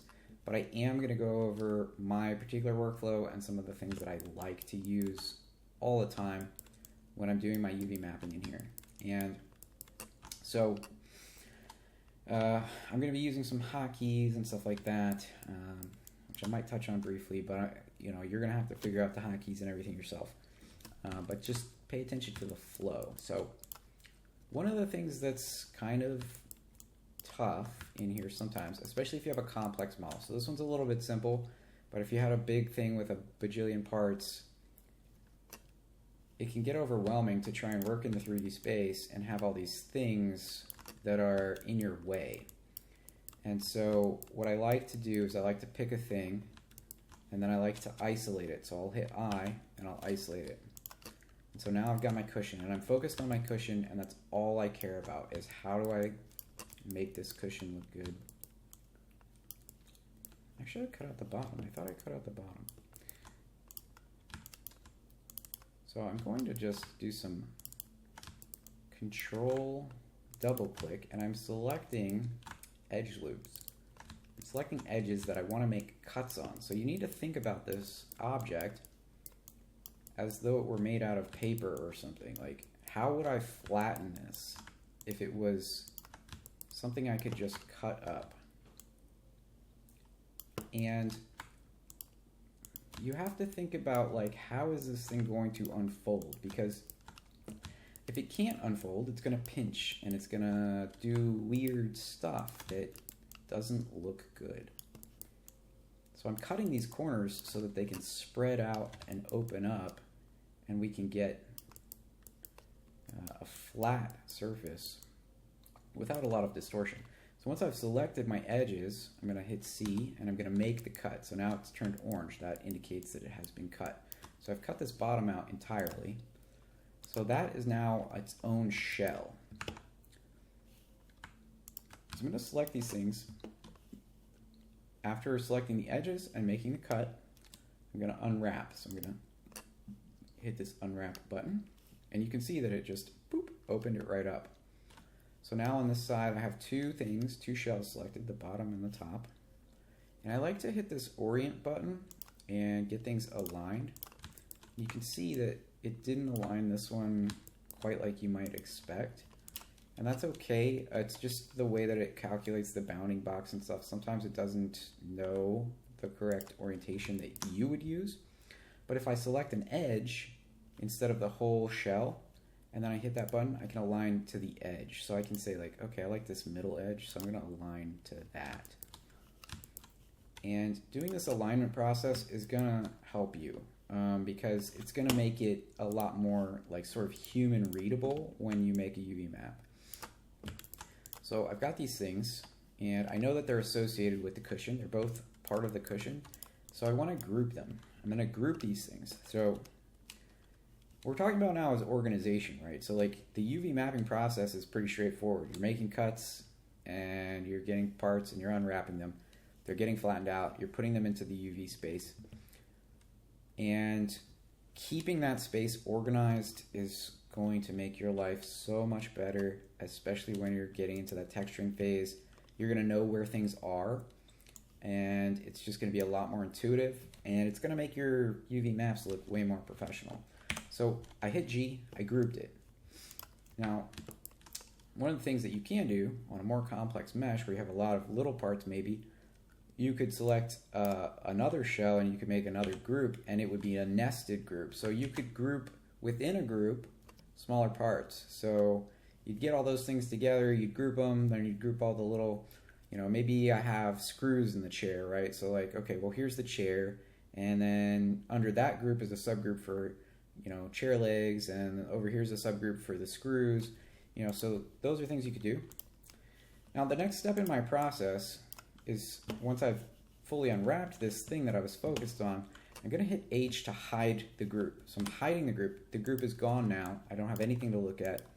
I'm pressing I again, and that's going to un-isolate, right? So now I'm no longer isolating that cushion that I was focused on, but what you'll see is the cushion is gone because I hid the cushion. But now I have all the things that I haven't cut up yet in my scene. So I'm not distracted by the thing I've already cut up, and I've got a whole list of things that I can cut up again. So now I can go in here and I could say like, okay, well I want to cut up these front legs. So I'm going to focus on those again, isolating them. And now this is a really cool feature of Rhizome that you're going to want to get familiar with. I've got these two legs and I know that they're identical or pretty identical, they're mirrored, and this process can apply to things that aren't a perfect like copy of one another. But what you can do is you can make a selection on one of these things, again thinking about how it's going to lay flat, which comes with practice. It gets a lot easier. So I can make this cut, I'm making the selection, and then I can do an Alt-C. So when I did that Alt-C, it went ahead and it found the matching object. And so when it found this other matching object, it applied the same selection to it. Now because it's mirrored, this edge that's selected is on the back of this one and on the front of this one. If you don't like that, obviously you can go through and do a manual selection. In this particular case, I'm not going to worry about it. And most of the time, using Substance Painter, I'm just not going to see much issue with seams where the UVs are anyway. You can run into a problem where the normal map actually sort of reveals the seam because just because of how it's like generating, and then you've got this seam on the geometry, and so sometimes you'll see a seam from the normal map. So you might want to hide it. You might want to go in here and deselect these ones and select the back ones so that they're just more hidden. But anyway, the really cool thing is if you had 15 of these little boxes or whatever shape it is, and you make that selection on one of them, then you do the Alt-C, and you've got all those things selected and ready to cut, and then you just hit C, and they're all cut. And then you go into the shell selection, and you could do the same thing. I can hit Alt-C, and I've selected all those shells. So in this case, it's 2 of them, but if it was 50 of them, just imagine the time that that's going to save you. And now I can unwrap them because I've got them selected, and I can go ahead and align them. And then I can say like, okay, well, I don't really like that alignment. Maybe I want a little bit more perfection in my alignment. So I'm going to select these and do them.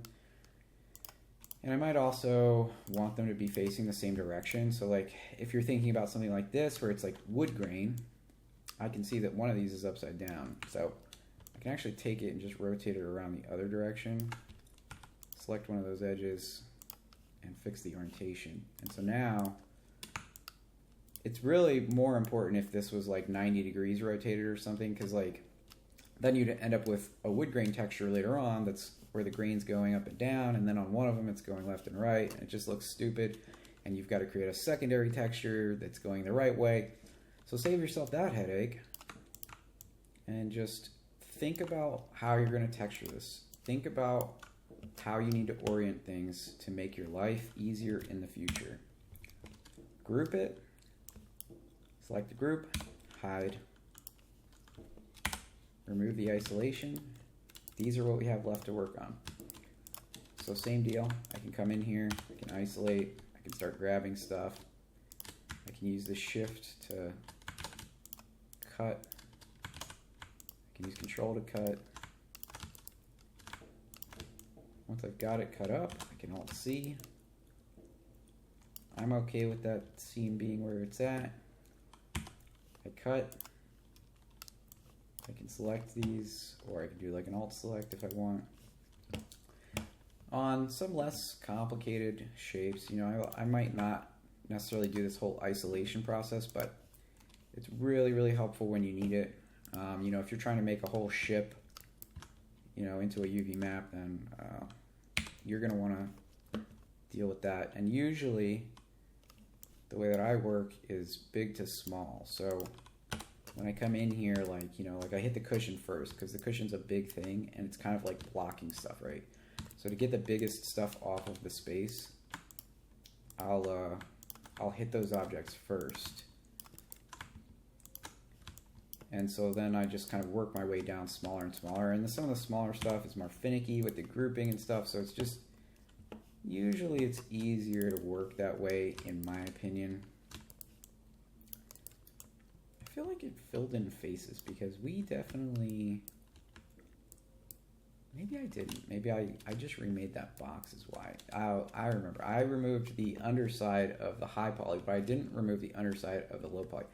So this is a case of like I made a mistake and I'm realizing now in the UV mapping, and I could fix it.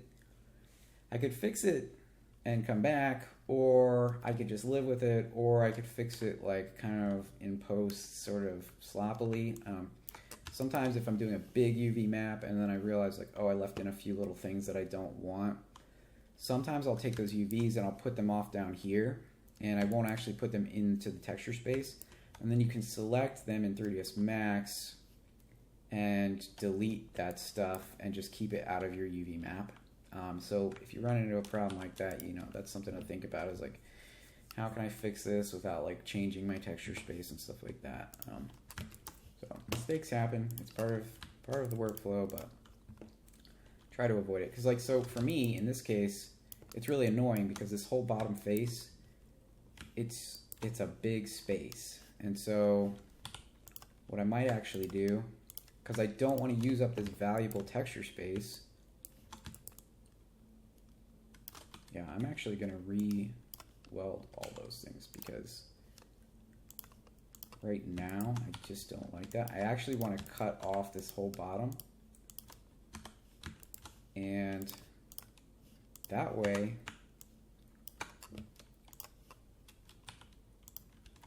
I'm going to make my cuts at the corners so I can get a flat. Now this blue and red that you're seeing is distortion, so areas of stretching and compression. I believe blue is compression. And so like if you go to do an unwrap, we're not really seeing it here because I'm not getting much distortion. But this gray, if you saw like blue or you saw red, you'd know like, okay, I'm getting that texture is stretched, that UV space is stretched. It's not maintaining like the right textile density. So that's where you might want to cut it up differently or do something to kind of adjust that. But now what I can do is I can create this group of this bottom wood piece. And I know that this bottom face, like I just don't care about it. You're not really going to see it much. It's going to be like on the bottom. And so later on when we go to do our packing, what I can do is I can actually change the scale of this thing to be like, you know, like 0.25. And so I've marked that as it's going to be a quarter scale compared to everything else. And so it's going to use up less texture space. So let me go ahead and hide those. So I'm not isolating right now because I can see what's going on. I don't really need to. It's not like I'm using up a ton of energy trying to navigate around and like understand these things. But again, I cut off these faces here, and so now all I have to do is cut one edge, and all those things are ready to unwrap. So now I can just grab all these things, I can unwrap them, I can align them. They're aligning pretty well. Now whether or not I want to pack them together in a group, probably these lower legs, I'll put them in a group, and I might as well put these in a group too. And that's gonna, when you group things, it is gonna limit how things can get packed. We'll talk about that more in a minute. So at this point, everything is done. I've hidden everything, and so now I'm ready to show. You don't want to hit show before you're done, or else you're gonna have to like rehide stuff and like pick things out, and it's annoying. See how they're all overlapping? It's just sort of annoying to look at. But I've shown them. I know everything is grouped. I know everything is aligned how I want it. And so now we're ready to pack these things into that texture space. And so for me, there's a couple settings in here that I like to change. So these are like the packing settings. And I like to change this orientation initial setting to keep current. If you do automatic, all that like alignment stuff that you did is going to get reset. And then optimization, most of the time I set it to 90. And that way, what that means is that every time it wants to try and fit something a little bit better and it tries to rotate it, it has to do it in 90-degree increments. So you've already created this alignment, and now it's going to keep that alignment within 90 degrees. So sometimes you might want to do specific objects where they don't rotate at all because you want to keep like that wood grain or something. Or you might do like a 180 on that one because you only want it to like align up and down. 90 for me usually works because I just get to keep some nice alignment, and I don't have, I don't have it twisting things into ways that are hard to paint and texture later on. And the keep current, same thing. Like if you don't have that, it's gonna start them off in some initial orientation that it's decided is best, which is usually not your alignment. So just turning those things off. I keep the accuracy on like ultra, just keep it up high. 32 iterations is fine. I mean, it's going to try all these things. Now, if you want to set one of these settings on just an individual selection, you can do that, and you can change this. So like this case, I could be like a 180, and you'll see it tags it with like, see how it tags it with the 180, and the same thing like I did with the scale. So it's applying the packing setting to the individual thing. And so like, if I want to apply it to everything, then I just make sure there's no selection. If you select everything, then you'll get that tag on everything, which you don't necessarily want either, and it's not matching the global settings. So for global settings, just keep that one up there, and I'm actually gonna hit this little X button and take that off of that one. So what I'm gonna do now is I'm gonna select everything. It's important to select everything because we're gonna do a pack. So I'm gonna hit the P button to pack this, and it's gonna pack all the groups independently first. So it's packing everything in the group into a tight group, and then it's gonna pack the groups into the texture space. If I don't select anything, it's gonna pack the groups. So like, watch, I'll do it right now. I don't even know how we got this thing over here. Oh, okay, that's just a weird bug. So it packed all the groups, but it didn't pack our group internals nice and tight. So all the groups are fitting in the texture space, but we didn't get all the pieces fitting in the way that we want. So select everything, hit pack, see how it makes those groups nice and tight. Sometimes you're gonna have to manually move stuff around or just make adjustments or whatever to get how you want. It's not always perfect, but in general, you're gonna get a very good job if you've taken the time to like organize everything and align it how you want. And so now we've got this really nice UV for our chair. We could say this cushion bottom. So this is the bottom of the cushion that I also forgot to cut off. We could also say for that one, let's do a quarter scale. That way it'll use up less of our texture space. And so again, just selecting everything, boom. It makes that way smaller, and we're not gonna see it, so we don't really care that it's gonna be smaller. So now it's using up less space, which means more space for other things. I don't know that it bought us much here, really, but this is a decent texture map. You can try packing it again. You can try moving stuff around and packing it differently if you want to try and get a different setup. I actually like this one a little bit better. But it's also packing everything at a certain textile density. So everything here is a uniform density in terms of texture. It's not like this one is bigger than that one. So when I apply a wood grain texture now, all of my wood objects are going to have that nice scaled grain. It's going to be the same scale on all of them. I'm not going to have to like worry about like, oh, why does the grain look way bigger on this one than that one? Except in the case here where I've like made these objects smaller, right? So like those ones would be at quarter scale, so everything would be 4 times bigger. So let's go ahead and save this now. So I'm going to save it, and I actually usually like to do a save as, and at this point, this is where that naming convention stuff comes in. I would call this UV'd. So I know that this version is the version that I have put the UV maps onto, and I can go back to 3ds Max, and I can hide these layers, and I can create a new layer. I'm going to call it UV'd. This is the layer that the UV'd low poly is coming in on. I'm going to go ahead and import that from the exports. There's my chair UV'd. I open it. Now a lot of times what I like to do is import as a single mesh because it's going to just combine everything together and I don't have to deal with all the little pieces independently. If your mesh is really complicated or you're going to do like an exploded bake where you're pulling all the parts apart so that they're not baking against each other in weird ways, in that case you might want to uncheck that box. But otherwise, go ahead and let it come in with just these settings checked, and I wouldn't re-triangulate or any of that stuff. So import, and there's our chair. So I never did put that material on there. I'm gonna change this material name also to chair material. I know you might think the material names don't matter, but in Substance Painter sometimes that matters depending on how you export. You might be using the material name And also it does matter later on down the road. If you're in a game engine or something, those things might carry over their name. So now I've got this uniform texture.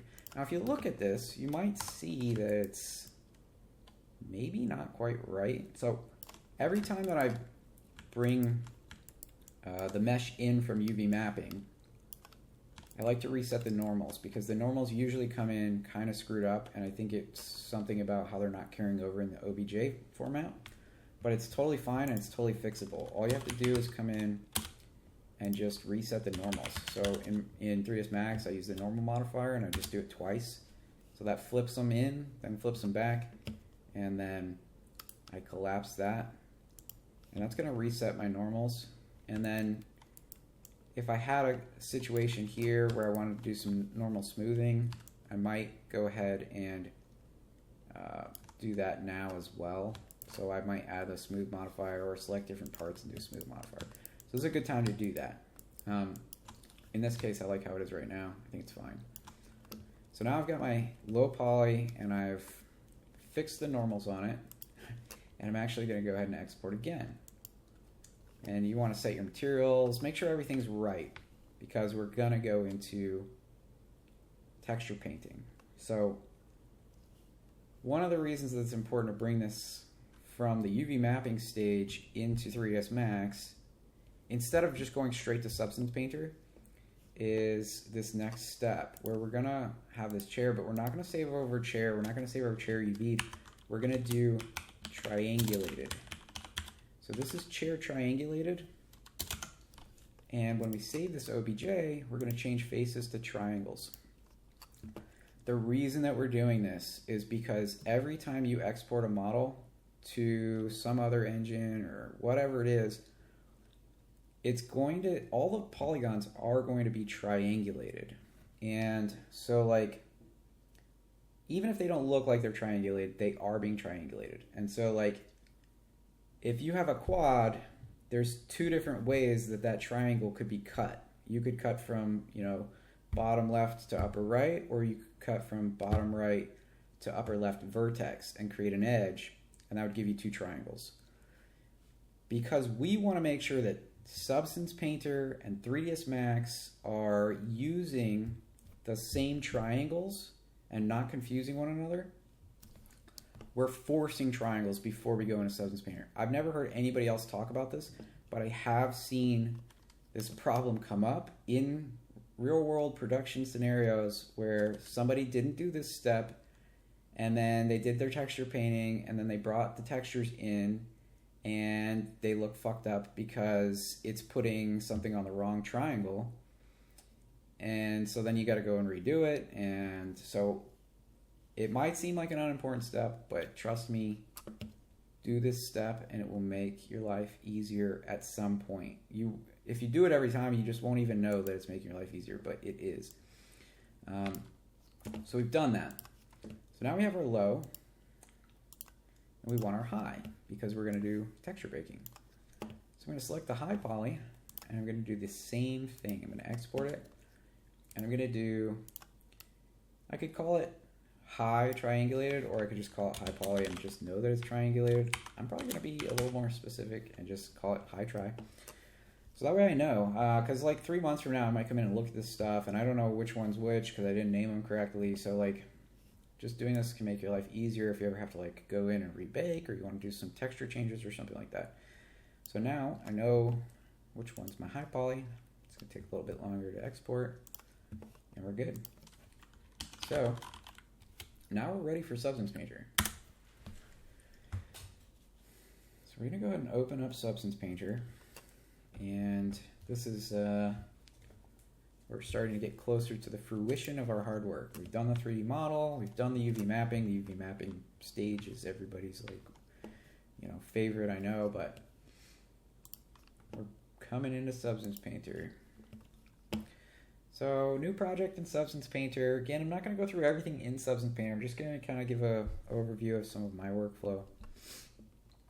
And I basically just leave everything the same, everything default except for the resolution. So like, I think probably I'm going to go 2048. You can change this later on if you want to, but I try to think about what kind of texture do I want to export. So if this was going into a game engine, something like that, just a chair by itself, like I'd probably be at like 512, right? But I'm going to do 2048 because we're trying to make like, this is the hero chair. I leave this checked and make sure that auto unwrap is unchecked, because if you don't uncheck that, it's gonna UV map your stuff, and you don't want that. And then up here, file, select, we're gonna go ahead and find, I'm in the wrong directory, and we're gonna go ahead and find chair tutorial, exports, and we're gonna look for chair triangulated. So that's our low poly triangulated mesh, and we're gonna bring that in. Okay, there it is. There's our chair. It looks like a chair, but yeah, obviously the low poly, you're getting these like super sharp edges. Kind of looks like butt. You could texture this right here how it is and call it a day. But man, if you take those extra steps to do the texture baking, you're gonna get a way nicer result. So inside of here, you also might want to change like your environment that you're using to, depending on how you want to work, but a lot of times I'll go with a studio environment because the lighting is white, and oh, that was a bad example because that's not white, is it? So I might go to like the automobile one, right? The automobile one's not good from the bottom, but if you're just looking from this angle, it's great. But it gives me a white light, so I don't get that influencing my texturing as I'm going. That's a total side note, but pick whatever one you want, but just be aware that the environmental lighting is going to affect your material look. If you don't want to see the effect of the lighting, then you would look at the actual base color channel. So these are all our texture channels. Right now we don't have anything on there. So anyway, you load your model up. First step is going to be to just go ahead and get the bake. So we're going to go to mode, bake mesh maps, and we're going to get this new window. And I like to change some things in here.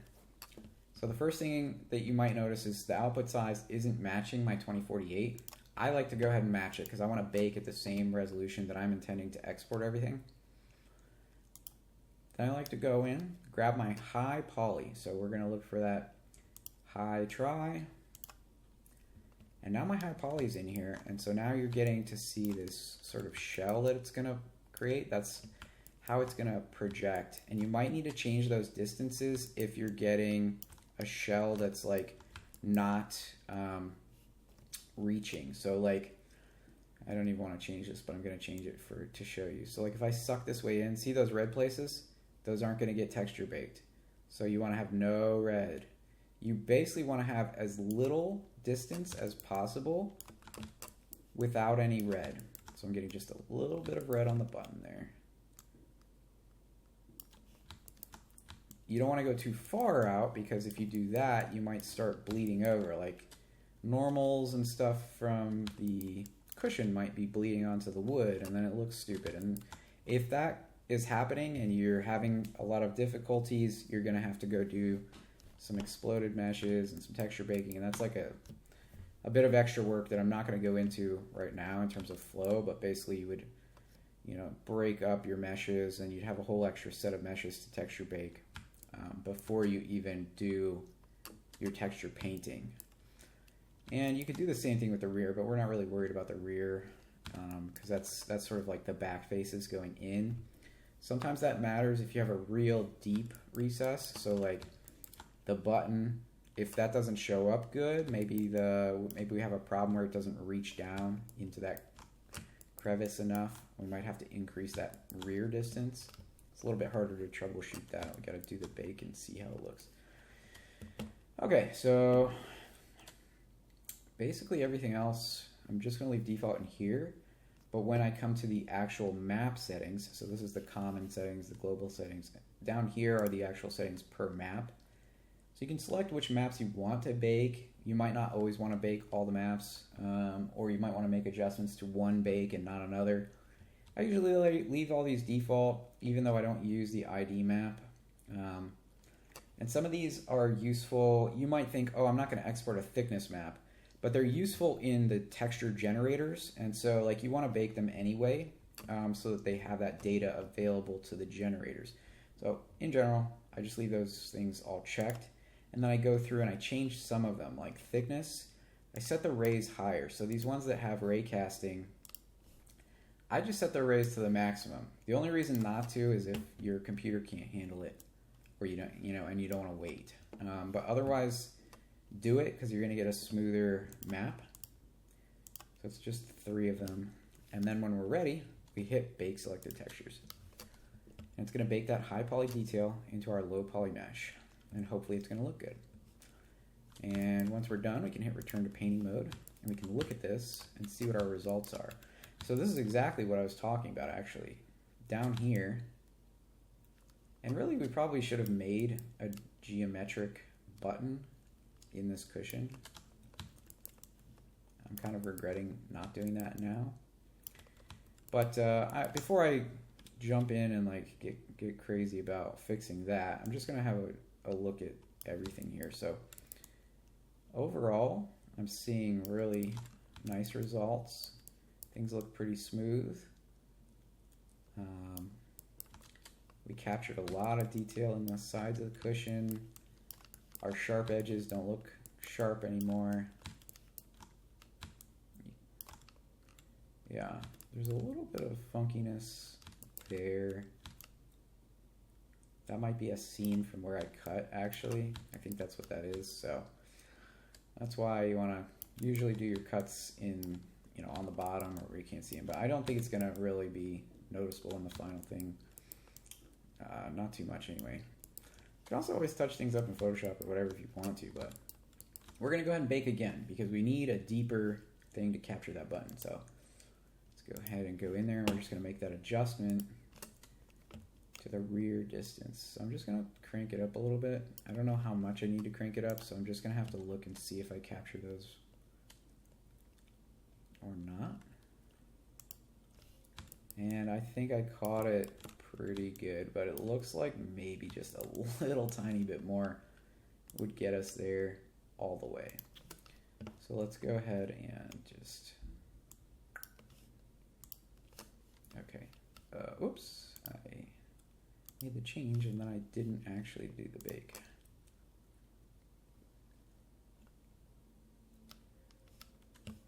And you can come over here and like visualize it if you want. So if you want to see those things. But usually I just go back and have an eyeball. Okay, that looks great. Yeah, that button is in there. I am regretting not putting in a piece of geometry there for that button. I'm having that regret right now, but because that would pop a little bit better in the low poly. But man, look at that cushion. Can you believe that that's almost just a sharp box? Like that's our high poly. This is our low poly right here. Like this is what it looks like. This is what it actually looks like. That's the topology of it. Like, but look at that. That doesn't look like it. Crazy. So once you've got your textures baked and you're happy with them and you think everything's looking good, now you're ready to do the texturing. Now in here we have obviously kind of like when we were doing our UV mapping, we have a 3D space and we have a 2D space. You can go just into the 3D space if you want, or just into the 2D space if you want. So those hotkeys are like F2, F3, and then F1 takes you back to having the split view.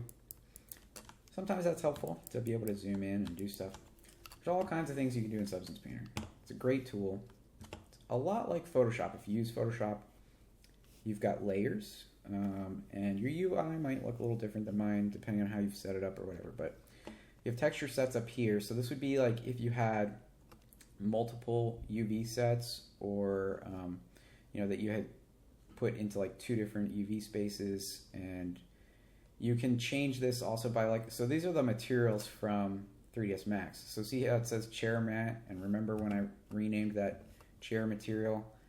That's what this is. So if I had 2 different materials in 3ds Max, I could have 2 different texture sets here.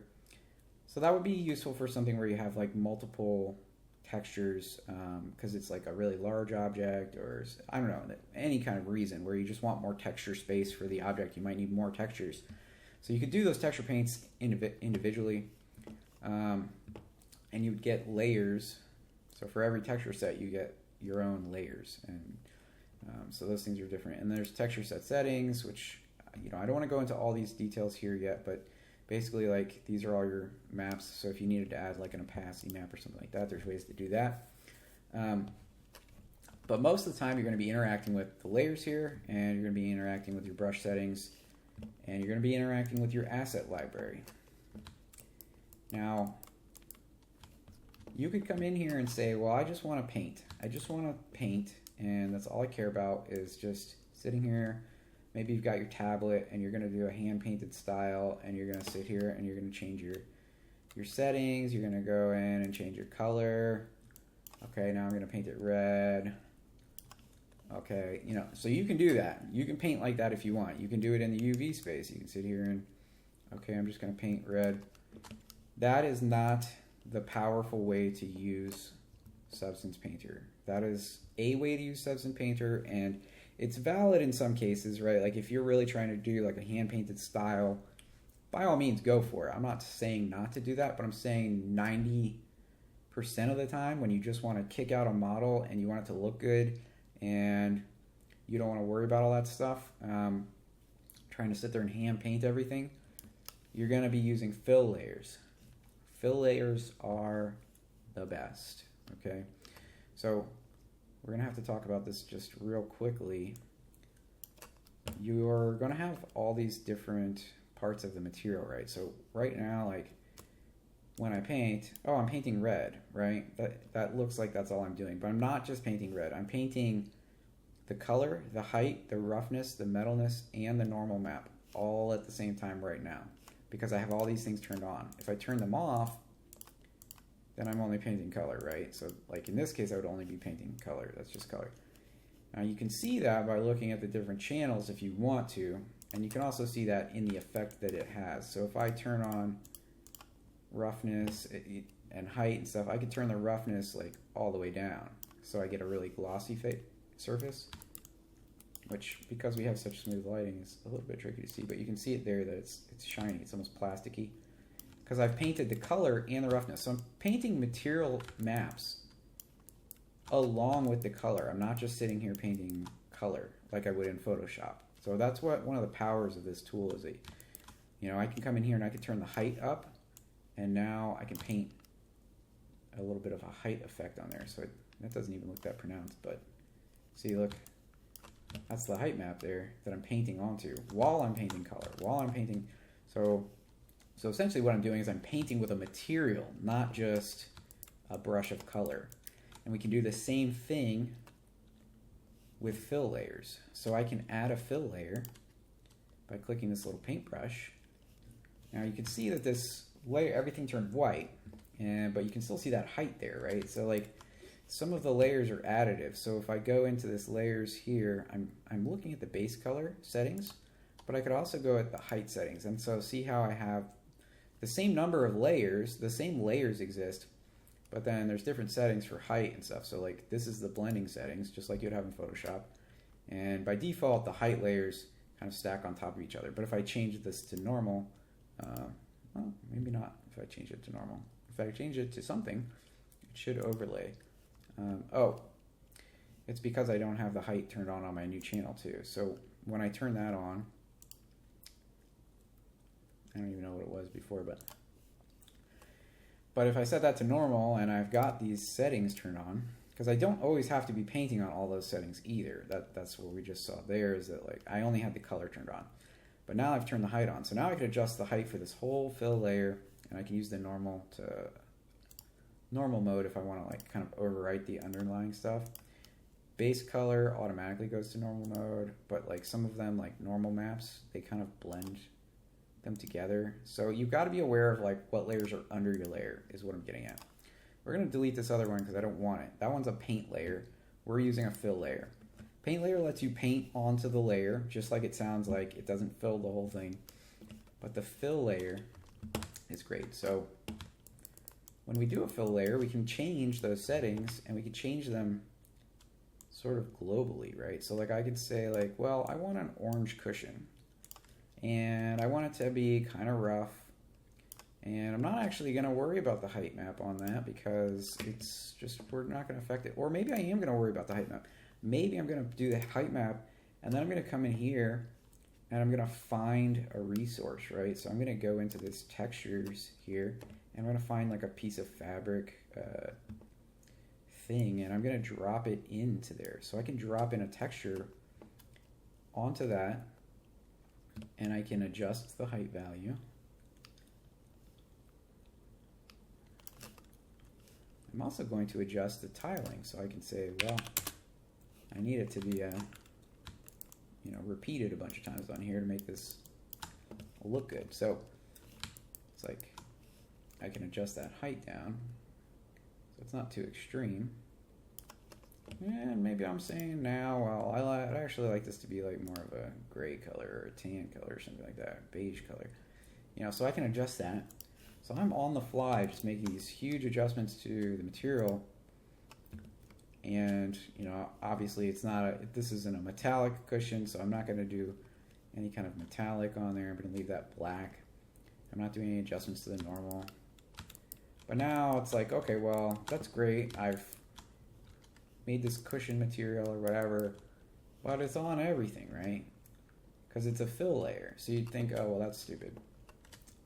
Well, what we can do is we can right click on this fill layer and we can just add a mask. So I'm going to add a black mask. Black means that nothing is part of that mask. And then over here on the left, I have this option to do this polygon fill, which has triangle, polygon, mesh fill, and UV chunk fill. And now if you've planned out your UVs well and you've cut things up well, I can use this shell option to just set this to white, and I can just, boom, there we go. I've just made my mask, and I've applied it to the exact thing that I wanted to apply it to. If I wanted to apply it to just individual faces, I could do that. If I wanted to apply it to just a chunk of geometry, because the shells and the geometry are different, right? So I might, in this case, actually want to do the cushion in geometry because there's that bottom shell that we also want to apply. And so yeah, just like that, I've got this cushion texture, and I can do the exact same thing with the wood, right? So like I can come in here and I can say, well, I need a brown texture because it's wood, and okay, well, now I've got the brown texture and I want to make the roughness a little bit bigger, and maybe I want to bring the height down a little bit because I'm going to layer another layer on top of it or something, and I'm not worried about metalness or normal. And then maybe, well, obviously just one color is not going to be good for wood, so let me make a folder so I can organize this. I'm going to call it wood, and I'm going to drop my wood in there, my wood fill layer, and I'm going to copy that, and I'm going to paste it, so now I have another wood layer, and I'm going to make this one a little bit lighter, and I'm going to make the height a little bit higher so it stands off a little bit, and then I'm going to find some kind of texture maybe that would give me like a grainy wood grain type texture. So there's a lot of default assets in here, so there's a wood right there. So let's see how it looks. Let's go ahead and add a mask. So I just added the black mask, and then, well, what do I do now? I don't want to paint to select and everything. I want this texture. I can add a fill layer to the mask. So you can add things to the paint and the fill layer, but you can also add stuff to masks. So I could add something to this mask, and then I can go into that mask's fill layer, and I can drop in a texture. And boom, look at that. Now I've got wood grain, baby. And I can say, well, okay, now I've got wood grain, but maybe I want a darker grain for this particular bit. Maybe I want that darker. I can make these adjustments in real time.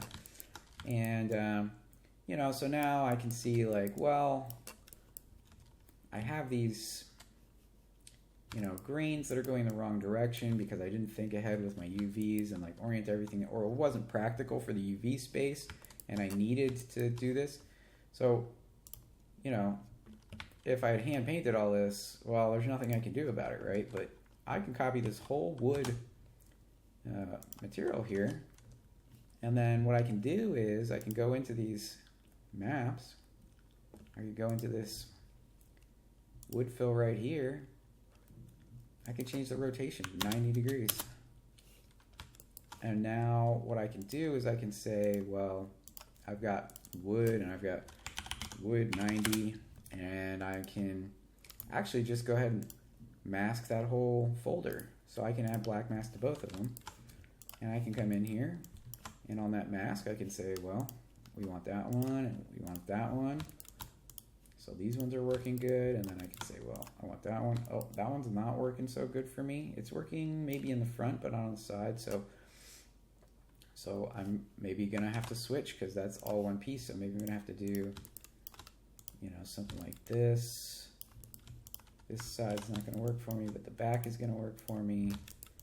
And I can't really see this good, so I'm gonna come in and do it in the UV space. And then I'm going to do the 90 on the sides to give me a better side view. Side grain there. Yeah, so basically I have these two things, and I can just pick whichever one works for the different things. And so now I've got this like sweet wood chair. I've got my little thing here. And I might say, well,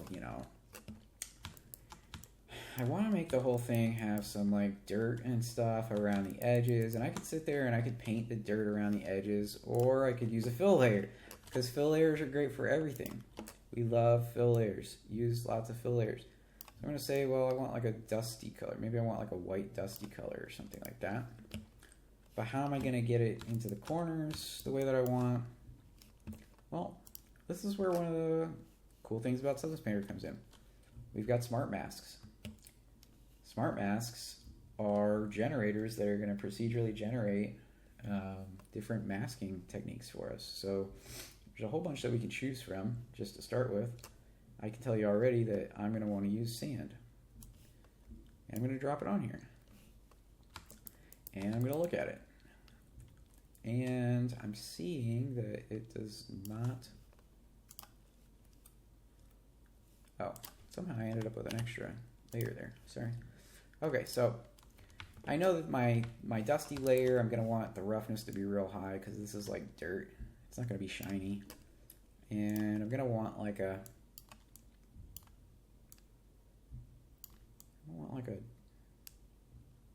maybe like a lighter dusty color. Okay, and then, so on that mask, I have the mask editor, and it's got all these different settings in here that I can adjust. So I can come in and I can say like, well, I want less globally, maybe I don't want that texture having such an effect. I want a smooth dust in the corners and not like a gritty dust. Or maybe I do want the gritty dust. Maybe I want more gritty dust. Maybe I want the ambient occlusion to have less of an effect on that. Maybe I want it to have no effect on it. I don't know. Like maybe I want the curvature to have less of an effect. So there's all these different settings in here, right, that you can use to help fine tune that. And then, you could of course mask on that. So like I could say in here like, okay, well I've got this mask editor, but I don't really like this spot right here. Maybe I do want to do a little bit of hand painting. Maybe I want to come in and I can add a paint layer to the mask on top of the mask editor. I can change it to multiply, because remember this is a black and white space. And I could paint right on this layer. I could come over here and select a brush that I like. I could say, well, maybe I want this dirt brush. And I could come in here and I could paint in black to remove some stuff and get my mask really just right how I want it, right? So like, I don't like this one. I don't like any of these textures, right? These are just to show you examples, but you can see the power of starting to layer stuff. And then on top of that, like, so for like more final effects, right, I might add an actual paint layer. I might want a paint layer every now and again. Generally, I'm going to build off of fill layers and use masks to paint where I want. Because if you do the work directly on a paint layer, you can't alter the settings. You have to repaint it. If you do the painting in a mask, on a fill layer, you can adjust all of those settings. I can say, well, I like the dust, I like where it is painted on there, but I don't like the color of it. I don't have to repaint it. I can come in and just adjust the color. I can say, well, I want like a, you know, a dark red color because it's blood stains or something, you know, like I can make that adjustment and see it in real time and not have to worry about repainting everything. So what I might do is have a paint layer for something like a highlight effect, right? So like I might come in here and I might say like, okay, well, I'm going to go ahead and paint and I'm going to check my stuff here. I just want to paint on the color. I want to do a white highlight. I want to get a super soft brush. Maybe I don't even want that one. Maybe I want even something else. I don't know. Maybe I want a super soft brush and I want to come in here and I want to paint white on the top of this cushion to give it an extra little bit of highlight. And whoops. And maybe I want to, you know, so this is, I've got to use an eraser. What is this? I don't want to use an eraser. Sometimes the paint layer is like shocking because it's like, oh, well, I can't just mask that out and get rid of it now. I've got, I mean, you could put a mask onto a paint layer, right? Like, I'm not saying you can't mask it, but then it gets really confusing because it's like, well, where did I paint and where's the mask? And I could say like, okay, well, there's kind of a highlight effect, but it's not smooth enough. So now what I could do is like, I could go into my paint layer right here and I could add a filter. And I could say, okay, well, I want to blur this. Let's add a little blur effect. And I could blur it. And I could change the blending type to be, you know, maybe it's a linear dodge. And then I could bring down the amount of blending. And I could say like, okay, well, there's my highlight effect. I like it. And I don't have to, you know, do anything crazy. It's just nice. And I can adjust it some more if I say like, well, maybe it's a little too much.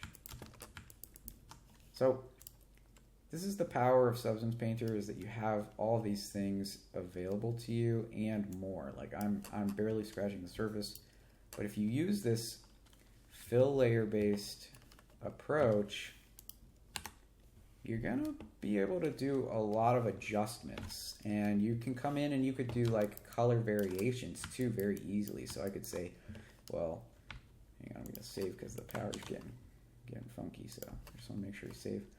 I'm gonna go ahead and save this one as well. Save this one into my textures directory. I'm gonna call this chair. And you know, there's filters and stuff that you can do. So like, some of them are a little bit more complicated, where you might do like pass-through mode, which kind of like collects everything, and then let's see what kind of filter. Now they recently added some like filter effects for, I want to say like artistic styles to do like drawing and stuff like that, which I haven't tried out yet, but there are, I don't know if those are in here, but here's a posterize. I can posterize my stuff right here, which is pretty wild, because you've just like painted these textures and now you're doing like a full posterize filter directly on them. What else do they have in here?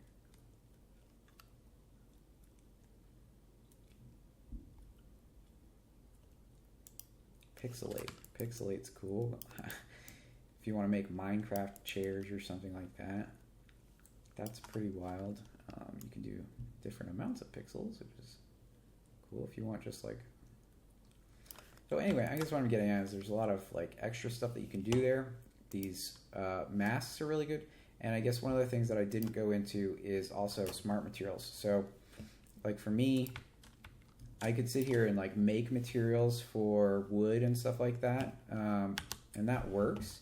But you could also come in here and find a material that you like that's already there. So you've got regular materials, and some of those are like wood. And then you've got smart materials, which are like those folders that I put up there. They're a whole bunch of different materials that are already layered and blended together, so you could adjust those to fit your style. So that gives you something to build off of, and then there's so many settings in there where you can go in and say like, well, you know, I can start at the bottom and say, well, I want definitely a darker color of wood, and no, maybe I don't like these fibers. I could get rid of them completely. Or I could say, well, the fibers are okay, but I don't like how visible they are. And I could just mask the whole thing. So I can do a white mask because most stuff's wood, and then I can just take black and get rid of this cushion, and boom. You know, now I've got my wood, I've got my cushion. I could find a different material. Here's a cotton fabric. Maybe I'll drop that on there. And I'm gonna want it to be red for sure, like so, like that. And I could say, again, add a black mask, boom, white cushion, okay. And I could say, well, I like that, but I don't like this spot on the button to be having like, you know, height values or something attached to it. So like, you know, what I might do is come in here and do a fill layer, and then that fill layer is just for, well, I don't want to do just for the height probably, but I could do it just for the height, and I could say, go into my height, change that to normal, and then I could add a black mask, and then, well, since I'm not painting color, how do I know where I'm painting? Well, I can change my stuff in here to show me that height channel, and I can do, I need a different brush. I need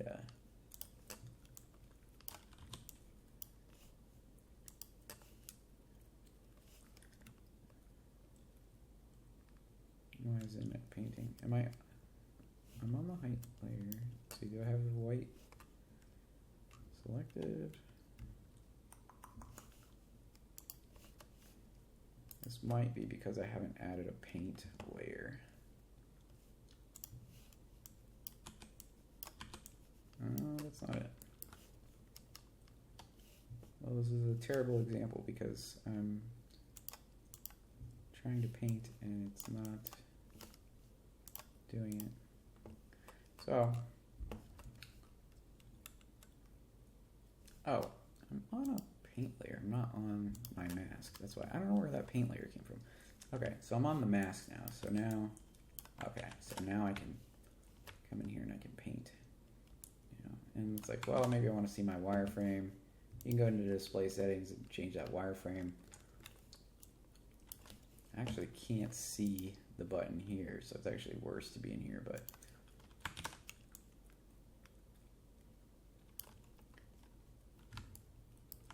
so that's masking the whole thing. Oh yeah, the paint layer came from, duh, I made that layer because I was trying to hide this stupid stuff. It's getting late. Forgive me. I could actually do something cool here. So like the button, if I want it to stand out, I could change the height. And I don't really care about the color,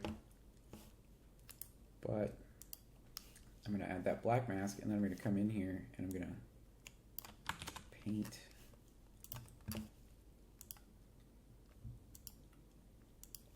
with a soft brush. And so that creates a little bit of extra height value there. And so then I can adjust that height value. I can say like, oh, I want it to really, really pop out. Or I can say like, oh, I want it lower or whatever.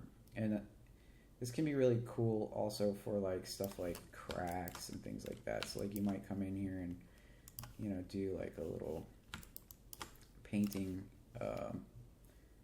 to be like, well, you know, if it was a negative height, so I could be like, oh, well, there's like a scratch mark in the wood, or like, you know, somebody puts their name into the wood. So there's tons and tons of ways that you can make your stuff super cool. And I'm not saying to not paint things, but I'm saying to use the mask to paint the materials onto things. Don't just sit there with the paint layer and try to hand paint everything, because you're going to make yourself have a lot more work. And we like to do things easy. And when you're done, all you got to do is go File, Export Textures. You can change the size of the textures that you're going to export there if you want, and you can choose the different types of exports that you put out. I use a custom setup that I made, which you can make your own templates here and stuff if you want to see different ones, and you can make your channels, and you can choose how the export files get named and all that stuff. So super useful. So I'm going to texture this thing for real, but I'm going to end the video here. And maybe I'll put a clip in at the end of what I actually come out with. But this is a great way to get a nice low poly model that is textured very easily, UV mapped very easily. And I mean, you can see our wireframe there. Like, this model looks pretty sweet for whatever I said, 400 polygons. So, like, you know, if you get your textures nailed down, boy, you can really make something nice for cheap. All right. Good luck, everybody.